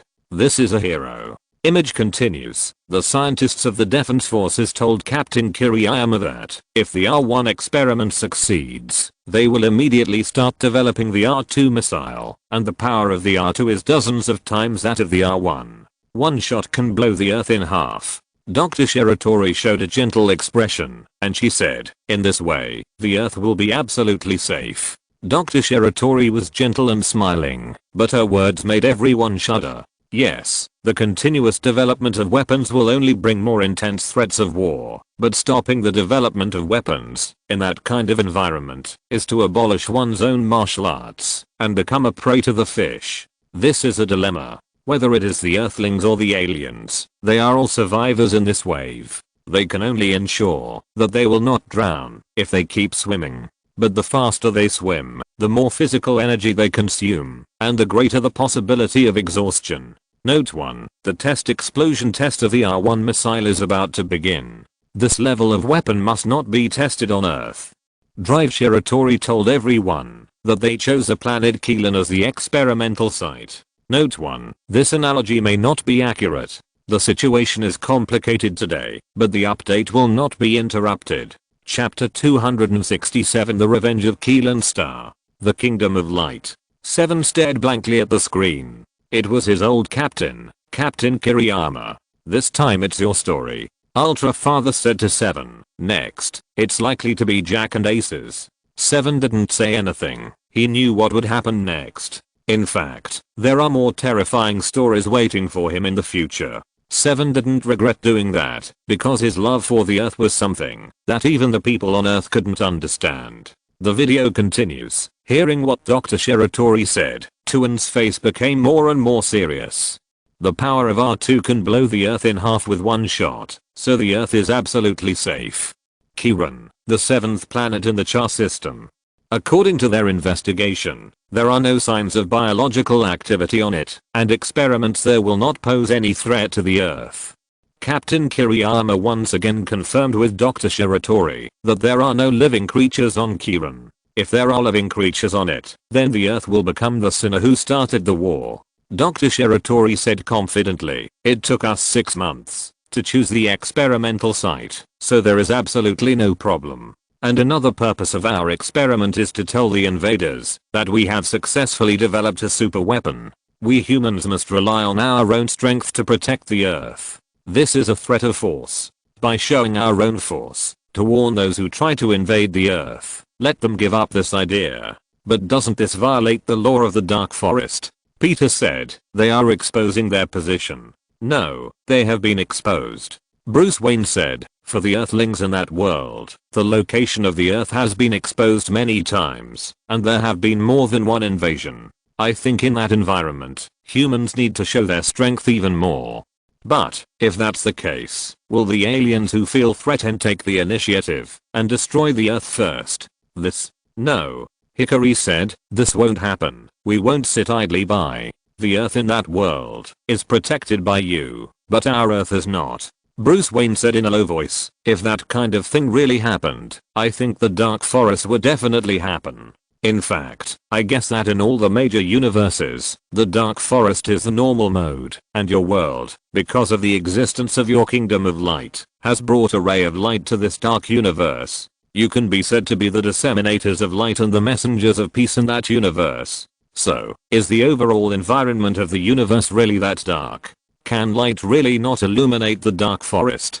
Peter said unwillingly, the 3-body universe is like this. Does our universe have to be like this as well? Bruce Wayne sighed and said, sorry, Kit, I have to guess the scenario of the universe with the greatest malice. I'm not afraid of 10,000, I'm afraid of 1. I can't pin the safety of the entire Earth on the good and evil morals of unknown aliens. Image continues. The R1 missile exploded on the planet Keelan, and the power was just as they guessed. With just one R1 missile, the entire planet Keelan was instantly blown into cosmic dust. Under the enhanced restoration of the screening room, the entire screening room and the live broadcast room saw the entire process of the entire Keelan planet being destroyed by the R1 missile. The R1 missile exploded in the atmosphere of Keelan planet. The violent shockwave first crushed the surface of a small half of the planet. Then, under the subsequent secondary impact, the entire Keelan planet was completely destroyed like a dead tree or rotten wood. The entire Keelan planet turned into cosmic dust. Wait. Peter's eyes widened. I seem to have seen signs of life on Keelan. Kid, it's not just you. Tony took a deep breath and said, I saw it too. Me too. Constantine smoked a cigarette and said, that Dr. Whitebird is so unreliable. He said he spent 6 months investigating, but this is the result. If this happened in my world, I'm afraid I'd go to hell. This is a whole planet destroyed, and countless lives have died. Peter looked at Constantine and asked, why do you say it so easily? I can't help it. I'm also a dying man. Constantine said nonchalantly, can you expect a dying man to have sympathy for life? On Earth, the Ultra God was very happy to see the picture sent back. Success. Huge flames rose, and the entire Keelan was blown to pieces. The staff officer said happily, with such a powerful force, as long as the R1 missile is set up, the Earth will be absolutely safe. Everyone in the room was very happy, except for Tuan, who had a gloomy face. Just then, a message came from Space Observatory Station number 8. This is Space Observatory Station number 8. We have captured a strange signal. Tuan turned around and left immediately after hearing this. Tuan, where are you going? ZH using Chuan turned around and said, it's time to patrol the universe. After a while, the Space Observatory sent a message. We were attacked. We were attacked. The attack came from Keelan. Back then, after Keelan was destroyed, our planetary observers went to investigate and discovered huge negative energy fluctuations. Hikaru's voice was also a little low, but he still said, in the outside world, there are souls. Ace, and the soul will undergo extremely terrible changes under the influence of negative energy. Ace, even negative energy itself can form monsters. Ace, an entire planet was blown up, and countless lives died tragically. Such negative energy is enough to form an extremely terrifying monster. Holy Lord, see, you humans are such a stupid race. It's like this in my world, and it's not much better in other worlds. Holy Lord, let me guess, in the end, it's still that 7 who will help you solve the problem. Holy Lord, is this what they call protecting the Earth by your own strength? Exclamation mark. Holy Lord, humans are such a lucky race. If it weren't for that 7, the humans in that world would have been destroyed long ago. Chapter 268, The Sorrow of Keelan Star. The words of the Holy Lord are hard for a group of humans to refute. Although they are for the purpose of protecting themselves, the revenge of the Keelan Star is ultimately caused by humans themselves. As a bystander, 7 has no reason or necessity to take action. But if 7 does not take action, can the revenge life form of Keelan Star really be solved by human power? The answer is no. The video continues. Until now, Dr. Shiratori still insists that life cannot exist on Keelan Star, but the facts have slapped his face. That is, the monster that launched the attack is the ghosts of the dead on Keelan Star and the resentment of Keelan Star itself, Keelan Star Beast. Because it is a monster born from negative energy, Keelan Star Beast flies very fast and directly kills from other star systems to the solar system, and is about to hit the Earth. And in the universe, the propagation of signals is delayed. They just saw that Keelan Star was blown to pieces by the R1 missile, and the Keelan Star Beast who came for revenge has already killed at the door. Whether you believe it or not, the reality is already in front of you. Tuan and Gukaro drove the Eagle number 1 to check it out. A creature with an eagle-like face, bear-like legs, and a fighter jet-like appearance is flying towards the Earth. Eagle, bear, fighter jet. Someone is implying something, but I won't say it. After landing on the Earth, the Keelan Star Beast did not wantonly destroy like other invaders, but wandered around like a leisurely stroll. at the base force. Seeing this scene, Dr. Shiratori said with self-blame, "The temperature on Keelan Star is as high as 270 degrees. In this environment, there are still creatures that survive. I was careless. This is all my responsibility." Dr. Shiratori said, "This is not your responsibility alone. I also agree with this plan." Staff Officer Takenaka interrupted the two people. Although this was the disaster caused by the Earthlings themselves, and the Earthlings should take full responsibility for this, they could not accept the Keelan Star Beast wreaking havoc on the Earth. In other words, the Keelan Star Beast must die. This is very cruel and realistic. After Keelan landed, the Ultra Guard immediately launched an attack on Keelan.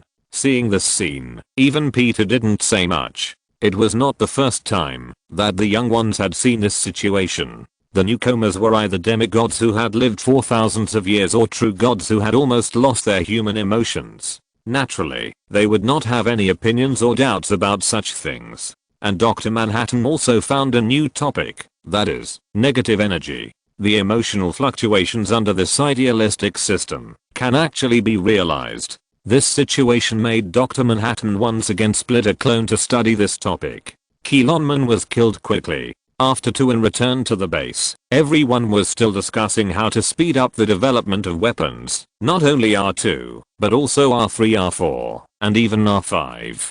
Tuan was numb when he heard this, but Dr. Shiratori also showed a hesitant look. After one night, the killed Keelan was resurrected, and this time, the resurrected Keelan finally launched an attack. Keelan let out a sad cry, as if he was telling his own pain. It spewed yellow smoke, which was radioactive spray, the material that R1 brought to Keelan. And now, Keelan brought these things back, and gave them back to the people on Earth. The radioactive spray continued to spread under the influence of the wind, and was about to threaten the city. Humanity's own weapons finally worked on humans themselves. Seeing that the city was about to be attacked, Zhuxing Tuan could no longer bear it. He took out the ultra glasses, and put them on his face. Geo. The red giant stood on the earth. Keelan saw Seven appear, and let out a series of sad cries. It questioned Seven. It is the victim. It came for revenge. Why stop it? Seven looked at Keelan, gritted his teeth, and threw out the head dart. The head dart fell on Keelan again and again. Seven's ice axe, which had been invincible in the past, met a tough guy this time. The wings of the Keelan Star Beast were enough to block Seven's ice axe attack. Even if Seven attacked repeatedly, it was useless. The Keelan Star Beast launched a ripple attack, and just one shot made Seven's arm hurt. Just then, the background music sounded, and Seven stepped forward to engage in close combat with the Keelan Star Beast. After successfully removing one of the wings of the Keelan Star Beast, Seven threw the Keelan Star Beast to the ground, and with one blow of the ice axe, dark yellow blood spurted out of the neck of the Keelan Star Beast. The Keelan Star Beast stopped struggling, and its eyes slowly closed. The scarlet eyes seemed to be telling the injustice of fate. It died. It died at the hands of the Ultra Warrior. It died at the hands of Seven. Its arm was torn off, like a torn plush toy. Willow catkins floated all over the sky where the Keelan Star Beast and Seven fought, as if announcing to the world the shocking injustice here. The Keelan Star Beast died with unwillingness in its eyes. Before it died, it was still looking at Seven. It let out a final cry, as if asking Seven why he wanted to stop its revenge. The willow catkins fell on the riverside, like the snow that never melts in Siberia, while the other side of the river was full of bright red flowers, like a warm beach on the coast of a certain country. In the Ultra Guard base, Dr. Shiratori said to Staff Officer Takenaka, "No matter what, I can't hate that Keelan, because our R1 missile allowed Keelan to be born. They were originally just ordinary creatures on the beautiful Keelan planet." Dr. Shiratori said with a guilty look on his face, "It's all because of me. I'm also responsible." Staff Officer Takenaka said, "I didn't consider it comprehensively. In fact, I should have been more vigilant." Drive Shiratori. Staff Officer Takenaka said, "Arms race and developing super weapons are not a good way to protect the Earth." Just then, Captain Kiriyama walked in and said, "The area contaminated by radioactive materials has been blocked. Only the team members have been exposed to a large amount of radiation. The other team members are safe and sound." Staff Officer Takenaka nodded and asked, Captain Kiriyama, do you think that completing the super weapon R2 can protect the peace of the earth? I think the invaders will definitely use stronger weapons that are more destructive than R2 to attack the earth. Staff Officer Takenaka lowered his head and said, then we are developing and researching stronger weapons to protect the earth. Speaking of which, a team member once said a metaphor, a marathon while spitting blood. The staff room was silent. After a while, Staff Officer Takenaka brought Dr. Shiratori to the infirmary to visit Tuan, who was recovering from his injuries. Staff Officer Takenaka, I have a favor to ask you. I know, no problem. But I haven't said anything yet. No need to say, I will ask my superiors to stop manufacturing R2 now. Staff Officer Takenaka's words made Tuan smile briefly, but when they left, Tuan's eye stopped on the squirrel cage next to him. The squirrel inside was constantly running in the roller, as if it would never stop. Kingdom of Light 7 Super Weapon R1, and this chapter was influenced by many videos of the small broken station up Master's Dio Renan scene. It is recommended that you can also watch the videos of these two. They are very good. Remember to put in coins. Don't take advantage of them. Anyway, I got 3 in a row. Chapter 269. Right and Wrong. What is the saddest thing? Alas. Bruce Wayne looked at the squirrel running in the wheel on the screen, as if he saw the Earthlings who were constantly developing weapons. If you run, you will vomit blood and die, but if you don't run, there will be outsiders to kill you. This is almost an unsolvable dilemma. The humans in that world chose to give up in this endless marathon, but at least they have the protection of the Kingdom of Light, and we don't. We must run this marathon in our world, and against that opponent, who doesn't even know whether it exists or not. Thanos, in my opinion, the humans on that earth are stupid. Giving up the development of weapons, can they make the enemies who want to invade you give up the invasion? Of course it's impossible. They take it for granted. If it weren't for Seven's help, they would never give up developing R2. Thanos, to achieve peace, you must prepare for war. R3, R4, R5, R6, they must continue to vomit blood. As long as the foreign enemy has not been completely eliminated, strategic deterrence will not stop developing. Wanda, you are still the madman who has war and killing on your mind. According to what you said, we should keep developing weapons. You develop and I develop. Then we can't stop, because we are afraid of each other. In the end, no one of us can stop. Thanos, so do you think that stopping the development of weapons will stop the invasion of foreign enemies? Wanda, when will the cycle of revenge end? War will only lead to bigger wars. Guan, the existence of power is necessary, because we need to rely on enough power to protect ourselves, but the use of power is to protect, and to be used for justice. In order to protect the Earth, all the life on other planets is destroyed. This approach is wrong. Guan, I think the real tragedy is not this marathon, but having to run this marathon. Guan, once someone starts running, it is difficult to stop the marathon. Guan, power should be used in the right place. For example, the power of R1 can be used in daily life. If this weapon that can blow up a planet with one blow is used in daily energy supply, it will definitely greatly promote the development of society. Tony Stark, yes, the technological development brought about by military research can also bring positive effects, such as computers, which are also developed in military research. Such development can even be said to be restored by marathon runners. 1. In the final analysis, we should not blame those who study weapons. Weapons are used to protect ourselves. There is nothing wrong with this. The real mistake is to use the power in the wrong place, to invade others. Peter Parker, yes. Having the power to invade others, but using this power to protect others, this is the real use of power. Constantine looked at the people who were discussing fiercely, and suddenly saw Strange, who was lowering his head. He asked curiously, "Doctor, you don't seem to be in a good mood today." Strange was stunned, and then said, it's okay. Constantine stared at Strange for a while, and walked away with a cigarette in his mouth.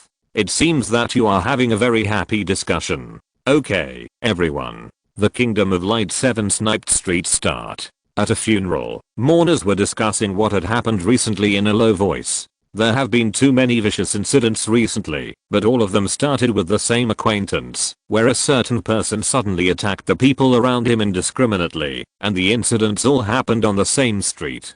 ZH using Chun, who came to mourn, listened to the words of the people who came to attend the funeral on the road, and felt a little uneasy. This matter is not that simple.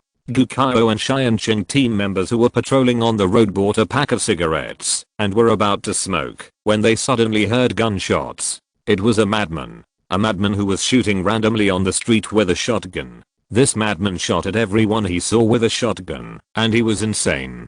Fortunately, his marksmanship was at the same level as the stormtroopers in Star Wars, with the ultimate outline marksmanship, and the hits were all random, so he didn't hurt anyone.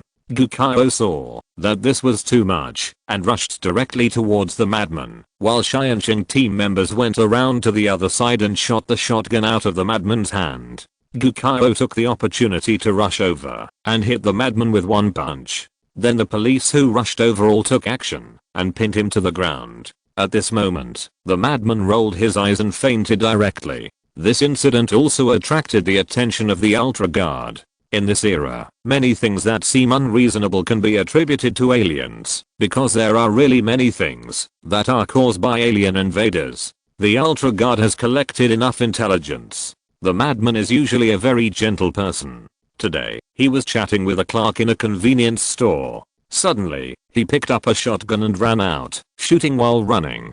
I heard it was a sudden behavior, but he is a very honest person and works as an ordinary company employee. He lives in Bichuan District. Bichuan District again. This doesn't seem to be an accidental incident. Nothing was asked about the madman during the interrogation. The other party insisted that he knew nothing. Tuan frowned on the side, but everything was normal. The interrogation revealed nothing. The regiment was stopped by a truck while patrolling outside. When they went forward to check, they found that there was no one in the cab. At this time, the radio in the car sounded, "Listen, Ultraman 7, stop investigating all interference in those matters immediately, and don't bother us. This is an order. It's easy for us to destroy you, but we are all spacemen. It's too stupid to attack each other.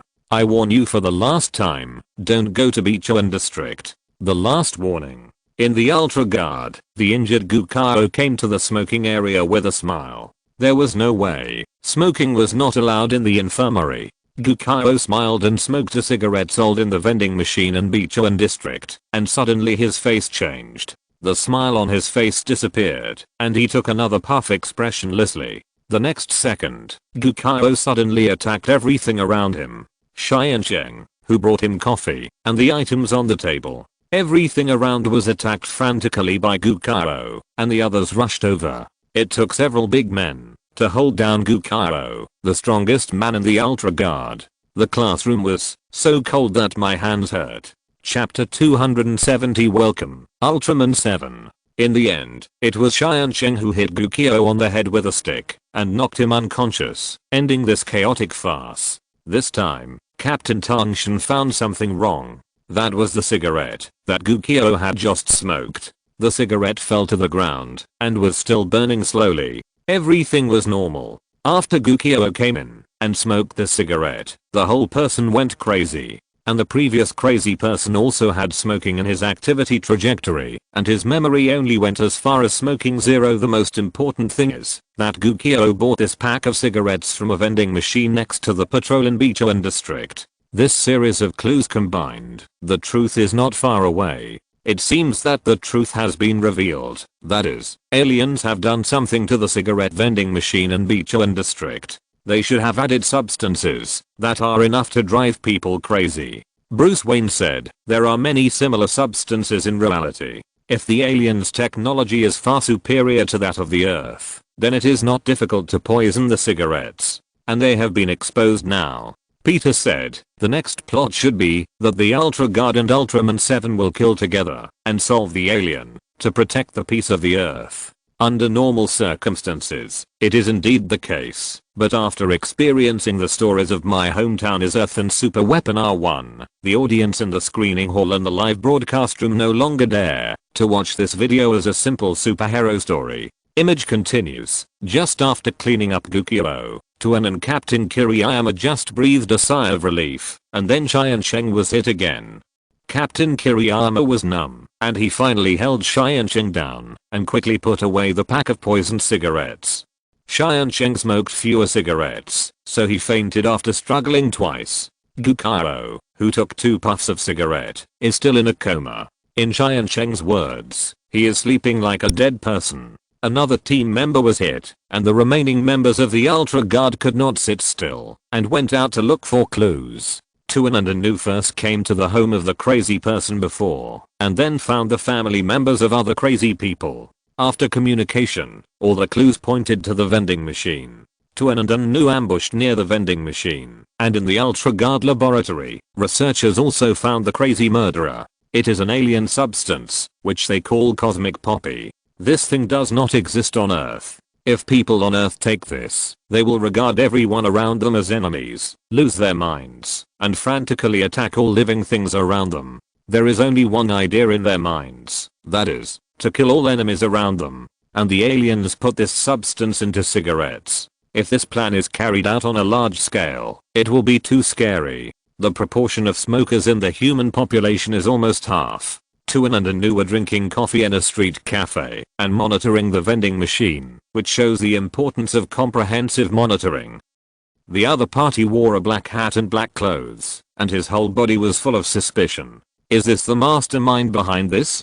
Don't jump to conclusions, kid. Bruce Wayne said, no one can be sure that what they say is right before the real truth comes out. Maybe this is just a poor man controlled by the cosmic people. Why are criminals called suspects instead of criminals before they are sentenced? Because we can't be sure whether he is a criminal or not. What if a good person is wronged? Bruce Wayne thought about it and said, I had a big problem when I just went out to fight crime. Once I mistook a detective who was also investigating a murder case with poison gas as the criminal who made the gas. In a rage, I almost killed him. Later, it was proved that I was wrong. My reasoning was completely wrong. It was not like that at all. Fortunately, I was stopped by someone. If I really killed him at that time, I would have really committed a heinous crime. When Bruce Wayne said this, there was still a trace of fear in his trembling voice. He really made a big mistake that time.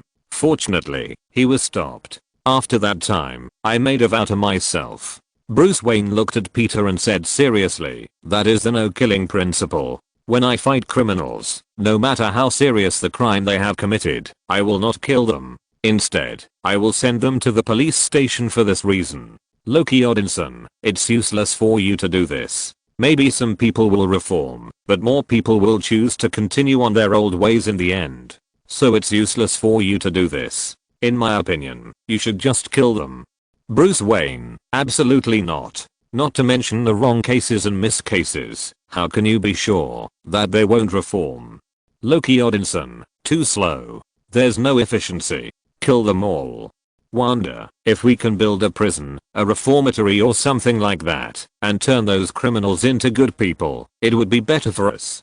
Bruce Wayne, this. The video continues. Captain, we have found out that we are tracking the target. Please leave and clean up Beacon. No, all the vending machines in the nearby blocks. At the same time, notify the whole city not to smoke, in order to prevent more victims. Understood. In the Ultra Guard, Gukao and Chien Sheng, a pair of brothers in distress, came in with a bandage on his head and a limp on his left leg with a cane. Tuan and Anu tracked all the way to a residential building. Tuan asked Anu to keep watch outside, and broke into the enemy's base alone. But anyway, Tuan is 7, so it's normal to be tough. Tuan took the small pistol of the guard with the power of Schrödinger and quietly walked into the residential building. Suddenly, the space changed, and Tuan was pulled into a room. Opposite the room, there sat an alien who looked a bit like a lobster, and had LED lights on his body. Illusionary spaceman, Metron. Welcome, Ultraman 7, welcome.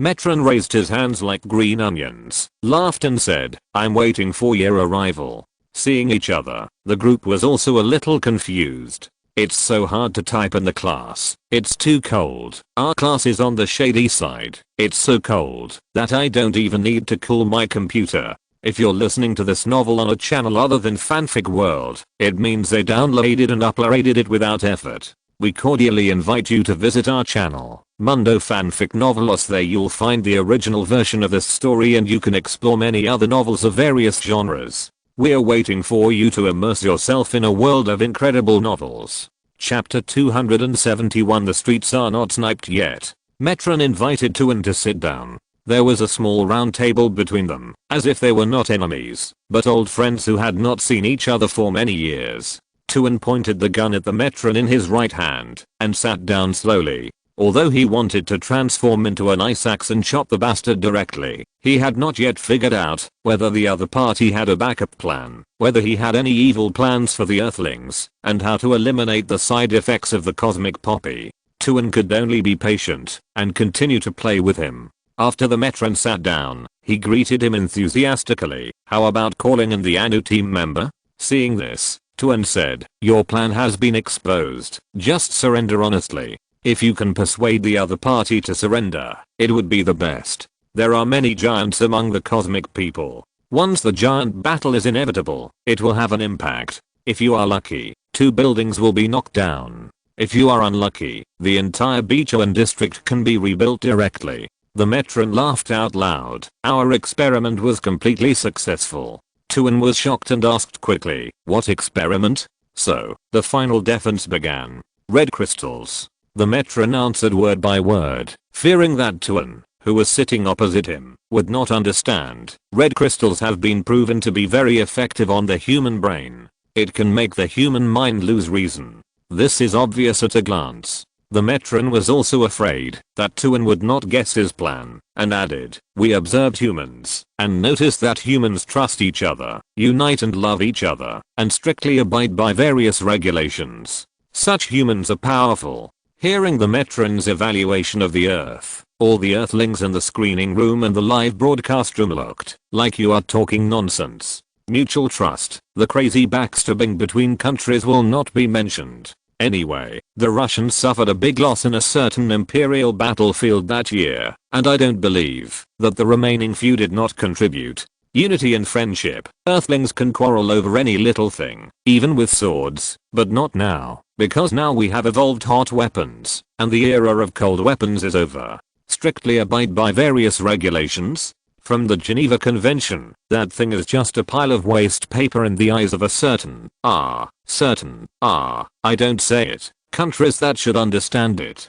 Down to the most basic traffic rules. This is called strictly abide by various regulations. The people in the screening room did not believe the words of the Metron Star at all. They would rather believe that the Metron Star was speaking sarcastically to mock the Earth, or that this was a deeper trick.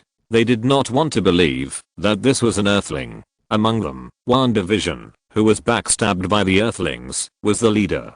Although the story in WandaVision did not happen, Wanda's trust in the human government is zero, and she has taken Vision to live in seclusion in the mountains with the help of Stark. Except for Captain and Stark, plus Doctor Strange, no one can find them. Loki and the Lord even laughed at them in the live broadcast room. Holy Lord, strictly abide by the regulations? Shit. If you had a little bit of contractual spirit and conscience, the 7 of us brothers and sisters wouldn't have fallen to this point today. Constantine, 7? I remember you said it clearly before, and the video also played it clearly. You are 8 brothers and sisters. Constantine, right at STRANGE at WANG Strange. Yes, it is indeed 8. 1, yes. Tony Stark, what's the matter? You two are not in a good mood today. 1, it's okay, just a little tired. Strange, I have been busy dealing with some things in the sanctuary recently.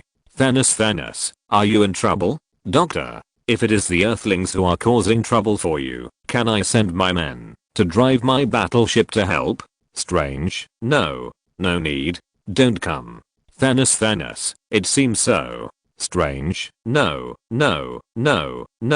I appreciate your kindness, but please don't come to Earth again. If you want to read books, I'll open a portal and send you there. Peter walked to Strange with a glass of lemonade and said, Doctor, if you get into trouble, you can ask us for help, just like you all helped me when I got into trouble. We can only get through the difficulties better if we help each other directly. Okay, kid, I haven't fallen to the point where I need you to preach. Strange smiled bitterly and then said, "It's really just that the sanctuary has been busy recently. I came to the screening room this time to have a good rest." Image continues. After the Metron star made his evaluation of mankind, he continued, "If mankind perishes, there is no need to use violence at all. We just need to make humans lose trust in each other, regard each other as enemies, and hurt each other. In this way, mankind will destroy itself." Ultraman 7, how about this plan? How do you describe the mood of the people in the screening room when they heard the Metron star say this plan?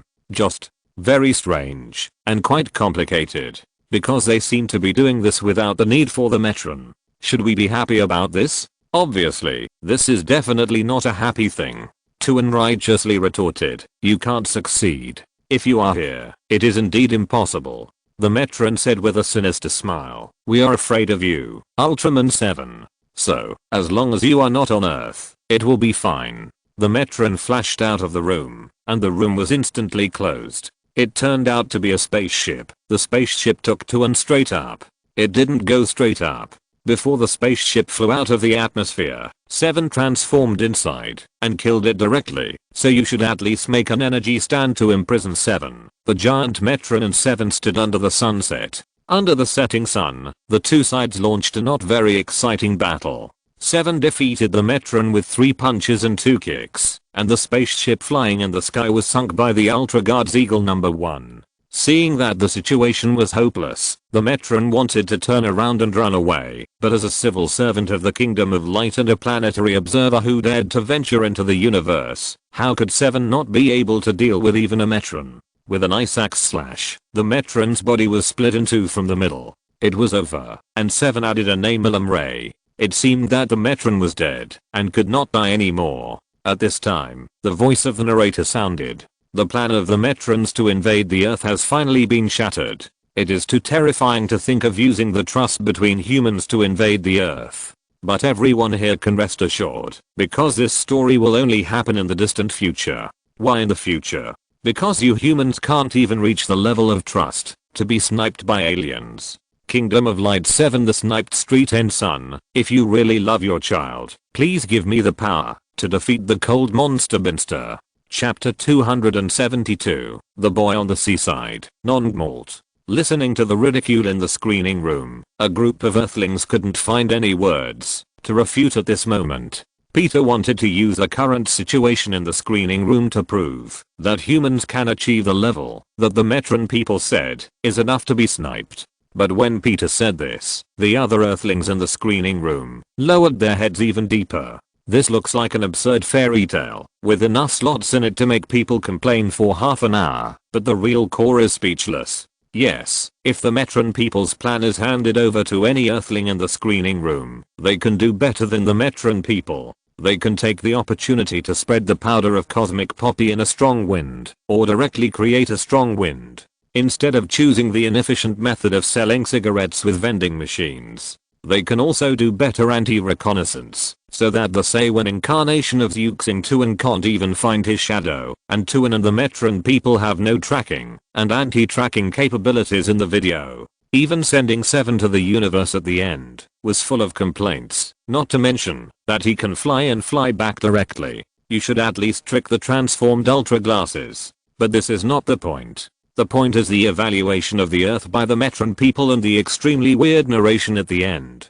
Trust each other and abide by the rules. Just a few simple words. Even this small screening room can't do it. On the surface, they are harmonious, but they have ulterior motives in their hearts. At this time, the text appeared on the screen of the screening room again. The Kingdom of Light 7, the messenger of non-malt, start broadcasting. The Kingdom of Light. When 7 saw this scene, his whole face became a little grey. But he didn't say anything. That was his own choice. You have to taste the bitter fruit of your own cause. What is coming will always come. Our beautiful ocean. The voice of the narrator sounded, and it was the familiar weird voice again. It was a blue ocean, and human development projects on the seabed were constantly underway. Humans want to develop the seabed into a second home, build underwater cities and underwater ranches. I believe that in the near future, humans will be able to build this place into a beautiful new home. Ha ha ha ha ha. The weird atmosphere in the screening room made everyone feel uncomfortable, and the picture on the screen also came from the ocean to the seaside. The blue water, the golden beach, a little boy running barefoot on the beach. Everything is so beautiful. The boy blew the conch while running, and the conch played a beautiful music. Suddenly, the boy stopped listening, and the background music suddenly changed. Just as everyone was panicking, suddenly, a woman's head suddenly appeared on the screen. This is not a human head, nor is it a terrifying deterrent from aliens. It's just a woman who buried herself in the sand and sunbathed. The boy ran to the woman and said, "Sister, you are a member of the Ultra Guard. Can you make them stop?" "What?" The woman was a little surprised, but she still got out of the sand. "That's it." The boy pointed to a building in the ocean in the distance. "That one." The woman also looked at the building and said, "Isn't that the seahorse for developing seabed research? What's wrong with that? It's very dangerous." The boy said, "If we don't stop immediately, something bad will happen. Please. I'm telling the truth." After saying this, the boy left without looking back. What a strange child. What's wrong? Tuan, who had been diving and fishing and had a lot of harvest, came here with his spoils. The woman just now was a no. That strange child said that if we don't stop the development of the seabed and stop the seahorse immediately, something bad will happen. Tuan felt very strange. For the Earthlings, developing their own planet is more important than developing the universe. How could something bad happen? Will developing the seabed cause a big problem? Bruce Wayne touched his chin and said, "Is it all kinds of pollution caused by the development of the seabed? But if we want to build the seabed into the second city of mankind, then humans should protect the ocean." Logan, could it be that the child played a joke on himself?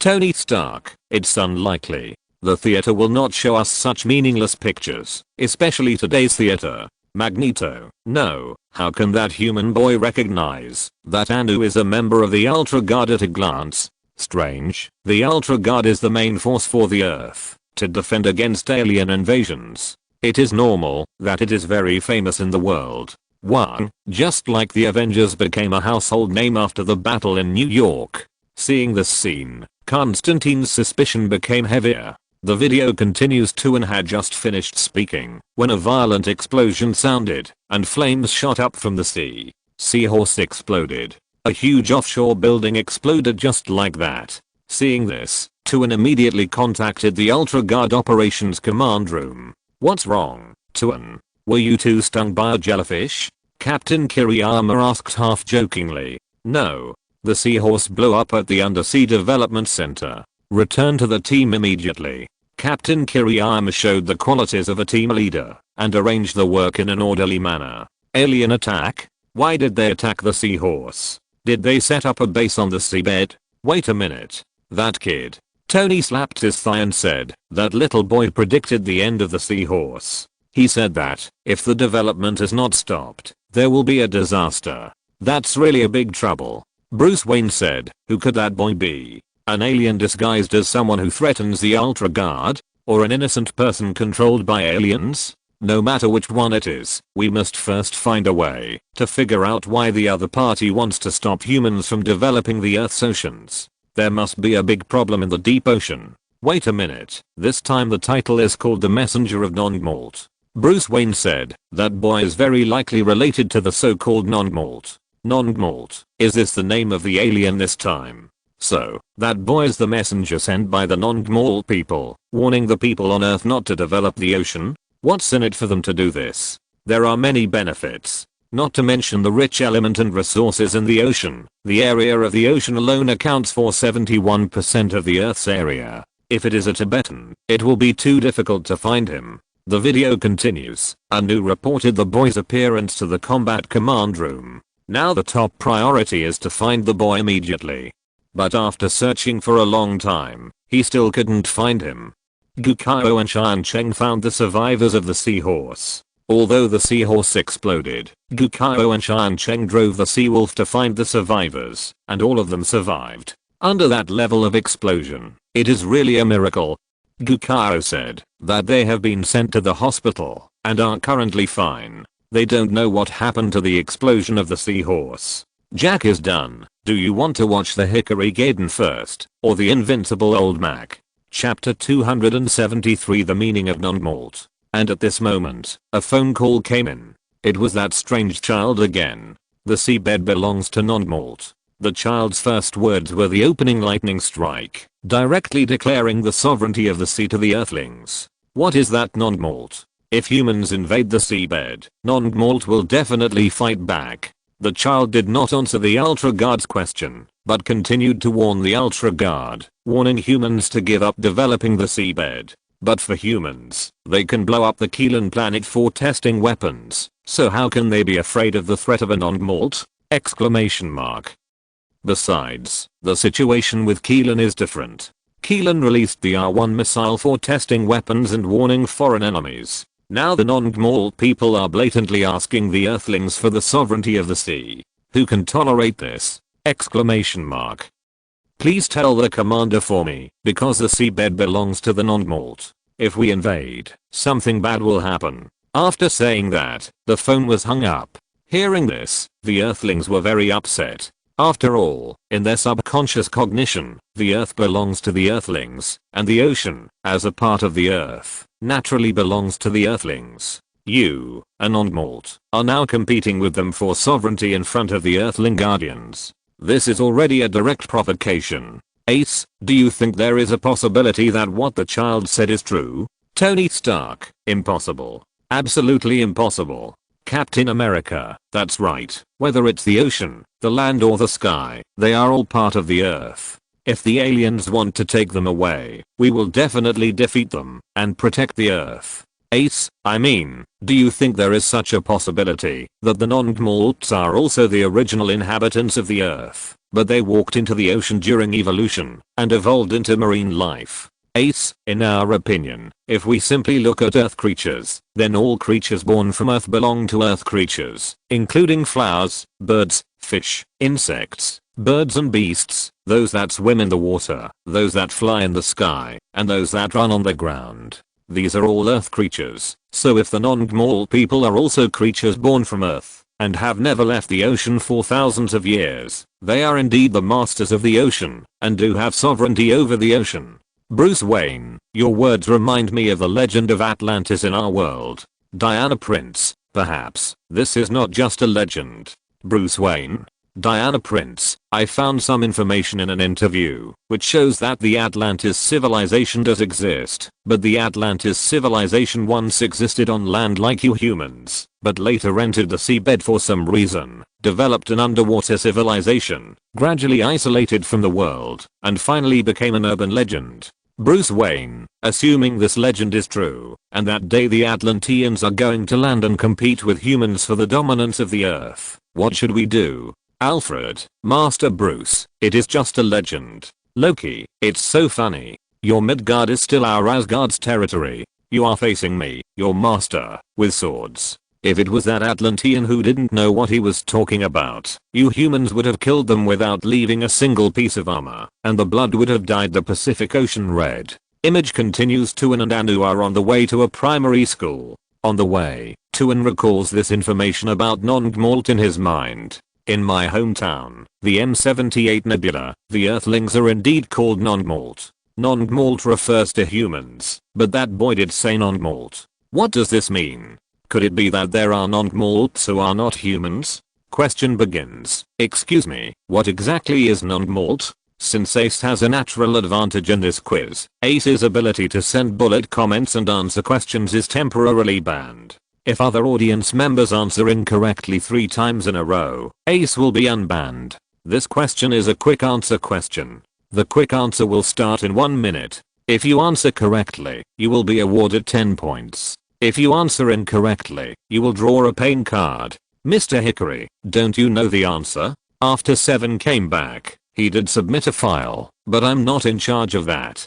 Hickory said helplessly, I'm too busy with the work of the Science and Technology Bureau. Where do I get the energy to deal with the file? In the earliest records, we did call the Earthlings non-malt. Later, Ultraman brought new records about the Earth, and we called them Earthlings. The reason why Ace was forbidden to answer should be because he could directly check the answer. Non-malt is a human, But there is a little boy here who says that non-Gmalt is not a human, saying that non-Gmalt is the master of the sea to declare the sovereignty of non-Gmalt. Could it be that non-Gmalt refers to Atlantis? The answer gradually emerged in the minds of several people. With a god's perspective and everyone's discussion, an idea soon gradually appeared in everyone's mind.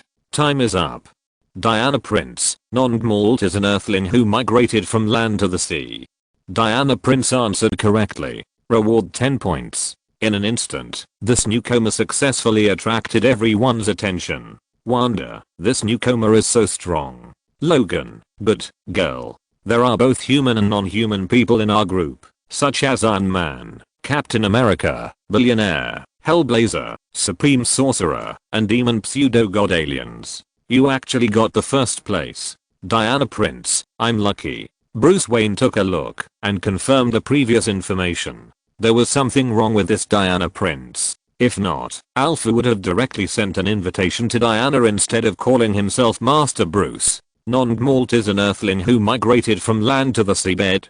Peter said, Atlantis really exists. Bruce Wayne nodded. He also had to prepare a plan on what to do if Atlantis really invaded. This woman named Diana Prince is not simple. The video continues. Tuan and Anu drove to a primary school. They decided to look for the boy here. Chapter 274 The Bloody Reality. Tuan and Anu finally found the little boy, but not in school, but on a beach. The boy sat on the rocks by the sea, playing a sad song with the sound of waves and wind as accompaniment and a conch as a flute. Anu walked over to ask the boy about the truth of the explosion of the seahorse, and the boy told Anu without hesitation that it was because non-Gmalt was angry and the ocean belonged to non-Gmalt. Anu asked, then what exactly is non-Gmalt? Real earthlings. Earthlings? That's right, said the boy named Zenai. As early as 15,000 years ago, non-Gmalt lived on Earth. Much earlier than humans. The boy said sadly, but humans drove them to the bottom of the sea. Then, the boy told a shocking truth that shattered all three views. Today's humans have always believed that they are the indigenous inhabitants of the Earth, but that's not the case. The Earth belongs to non-Gmalt. Humans are invaders. How is that possible? How is that possible? Anu listened to these words that sounded like a fairy tale and of course did not believe them. However, for some reason, Anu was a little panicked. Really? The boy said firmly, this is all true. Non-Gmalt is the master of the Earth. Then, are you non-Gmalt too? Faced with Anu's question, the boy did not answer, but continued to accuse humans of crimes. Humans are very cunning. They have always done their own thing and even want to drive non-Gmalt out of the seabed. Non-Gmalt has given up the land, but you still want to take away their last home. But we are human. Anu said as a matter of course. Shinichi is also a human, isn't he? We are human, so we naturally have to think about problems from the perspective of humans. The ocean is an indispensable resource for us humans. Anu's gentle voice did not comfort Shinichi, but made Shinichi even more irritable. The ocean is more important to non-Gmalt. This is their last home. I'm a human, so I stand on the side of humans. Since Shinichi is a human, he shouldn't say such things. Having said this, Shinichi knew that there would be no more chatting that day. How come this sounds like D-san? Captain America, it's not like it. It's just the shampooism. This is the only way to prevent blocking. Standing on your own standpoint and centering on yourself, you can of course treat those who are not your own people arbitrarily. Anyway, as long as we make ourselves live well, what does it matter if everyone else dies? Exclamation mark. Captain America, this idea is absolutely wrong. Even until now, this idea still exists in our country. Peter Parker, I'm a human being. It is certainly right to think about humans from the standpoint of humans, but why do I feel so awkward? Ace, because non-Gmalt is the real earthling, and the earthlings are indeed invaders. Ace, as an invader, you say to the invaded that for my wealth, you have to donate your life. You only lose your life, but I lose precious wealth. Ace, isn't it easier to understand now?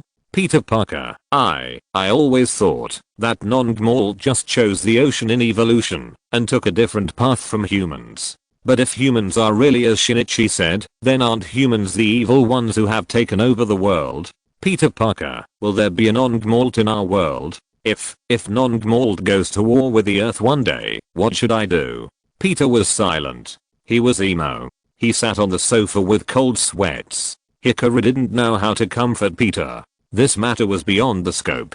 Hikaru recalled the excitement of the live broadcast room just now, and then looked at the people who were frowning now. Are we really heroes who bring peace and happiness to the universe? Hikaru also fell into deep thought. Holy Lord, why do I feel so familiar? Am I not non-Gmald? Loki, ha ha ha ha. That's it? You still call yourself Justice? Is this your justice? Exclamation mark. Loki Odinson, oh, yes, yes, yes, yes, I remember that. When I was on Earth, I read a document, which was the history of your America. Although it was as thin as paper, it contained so much explosive information. Tony Stark, shut up. Loki Odinson, what, you dare to do it, but not to take responsibility? Come on, I will read it out today. Tony Stark, enough. Captain America, Tony, let him read it.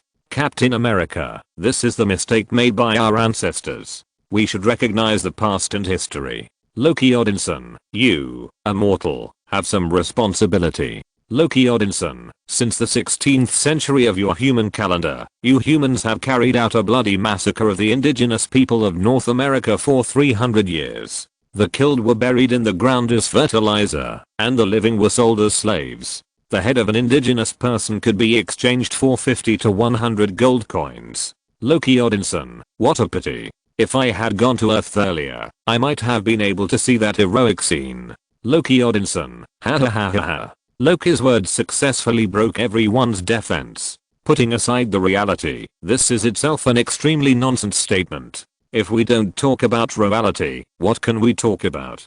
Talk about faith! Exclamation mark. And reality is always cruel and bloody, or 1,000 times and 10,000 times more horrible and bloody than the most terrifying and bloody movies. The colonists' massacre of the Indians is such a bloody reality. And this reality is probably about to be staged on another Earth, another human race. Peter can only place his last hope on Seven. Peter knows Seven. He is a member of the Ultra Brothers and a benevolent warrior. He will definitely stop the tragedy from happening. He will. The video continues. Shinichi jumped into the sea. A wave rolled over, and Shinichi's figure disappeared without a trace. And at this moment, the group suddenly received a message that a ship of the Ocean Expedition team was attacked. Tuan and Anu hurried back. In a certain sea area, a ship was being attacked by a monster that looked like an octopus. Gukao and Shan Cheng drove the Eagle No. 1 to support and opened fire immediately after seeing this scene. Octopus Monster Gallus. Chapter 275 Ultraman 7, you bastard.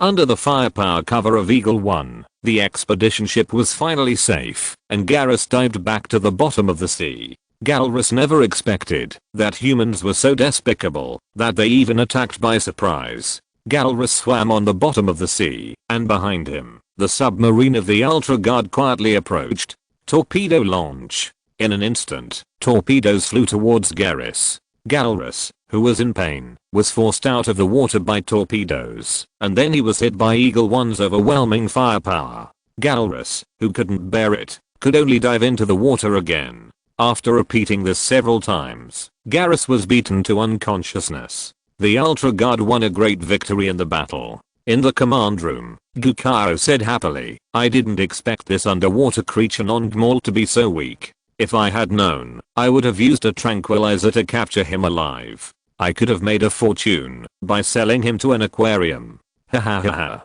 Gukao's joke triggered laughter from a group of Ultra Guard members, including Tuan, who didn't know the truth, and Anu's face was a little wrong. But in the screening room and the live broadcast room, no one could laugh.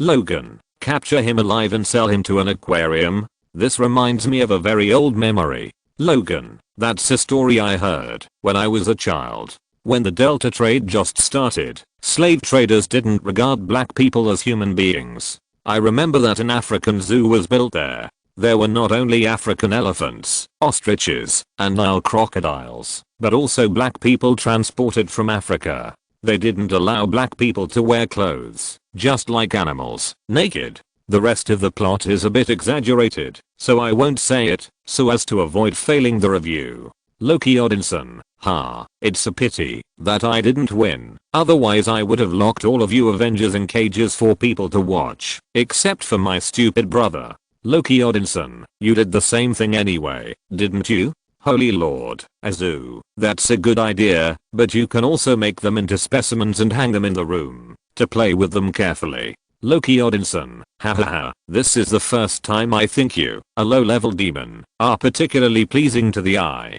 Holy lord, ha, ridiculous false god. Loki Odinson, a demon hung up as a specimen by humans. Holy lord, a false god strangled to death by someone. If the Holy Lord and Loki quarreled at ordinary times, the others would definitely fan the flames and watch the show, but now, they really don't have the mood to do so. The video continues. In the Ultra Guard, everyone is still discussing the development of the seabed. Okay, now the obstacles on the seabed have disappeared. Captain Kiriyama arranged the follow-up matters with cheerful background music. Xiancheng, contact the reporting team and broadcast the news on TV, newspapers, and radio. But at this moment, Staff Officer Takenaka hurried in and said, "Don't worry, the child of the messenger codenamed Nongmol just now has contacted again, saying that the Ultra Guard defeated the monster Garrus instead of Nongmolt." What? That's not Nongmolt. Yes, according to the messenger, Nongmolt is finally going to use the nuclear submarine Glory to attack the land. Glory? The atomic submarine that disappeared in the Pacific 2 months ago and almost lost Northern Ireland or the United Kingdom? It turned out that it was kidnapped by the Nongmol people. Staff officer, where is the child? The location has been locked, and the team members have rushed to the marked location. According to the time calculation, they have been caught now. Tuan's face changed drastically when he heard this, and he grabbed his equipment and ran out. Something big is going to happen. Something big is indeed going to happen. The few members who came to capture Shinichi had just held him down when several lasers knocked him down, instantly making him lose his life response. When Tuan arrived here, the scene was in a mess, with only a few corpses left. And on the sea in the distance, the waves were surging, and a huge ship reflecting metallic luster emerged from the sea. It was the Glory. The Glory launched an attack on the coast, and flames were everywhere. Human weapons once again fell on human heads. The people of the Ultra Guard were panicked when they saw this. This was really a big deal. Eagle 1, Eagle 2, and Seawolf were all dispatched to solve this big problem as quickly as possible. At this moment, the octopus monster Gallus, who had been defeated before, appeared again and fought together with the non-Maul people on the Glory. Seeing this, Tuan took out his ultra glasses and was about to put them on his face, but Shinichi appeared in front of Tuan at this time. Nongmalt is not wrong. Shinichi faced Tuan and said fearlessly, "It's the humans who are wrong. Nongmalt is not stronger than humans. Stop attacking." Tuan didn't dare to look directly at Shinichi and just wanted to avoid Shinichi and transform into Seven to fight. But Shinichi didn't give Tuan this opportunity. He stared at Tuan as if he could teleport. The Nongmol people are already far behind the Earthlings. If Ultraman 7 is added, there will be no chance of winning this battle. Tuan looked at Shinichi and said with gritted teeth, "I'm sorry, Shinichi, I have to fight." Arsehole. Shinichi looked at the red giant that transformed in front of him and threw the conch in his hand to Seven with tears in his eyes. He roared, "The Ultra God is an arsehole. Ultraman 7 is an arsehole. You are all arseholes." Seven rushed to the battlefield at the fastest speed, as if there was a prehistoric beast behind him. Ultraman 7, who had experienced hundreds of battles, had faced countless powerful enemies, but he did not dare to face the scolding of a child. He was guilty. Gallo's strength was very poor, not to mention compared with the metal monster like King Joe, that could beat Seven to retreat. Even some monsters with stronger strength could solve Gallus. Seven raised his knife and cut off the tentacles on Gallus one by one. The last ice axe killed Gallus. Gallows died, and his blood dyed the ocean red. And on the seabed, the Seawolf quietly sneaked up behind the Nongmalt fleet and easily eliminated the Nongmalt warships with a sneak attack. End of this chapter. Thank you very much for reaching the end. Don't forget to like. Looking for more exclusive content and immediate access? Subscribe to our Patreon. Remember, every like, subscription, or donation encourages us to continue. Thanks to everyone. See you in the next video.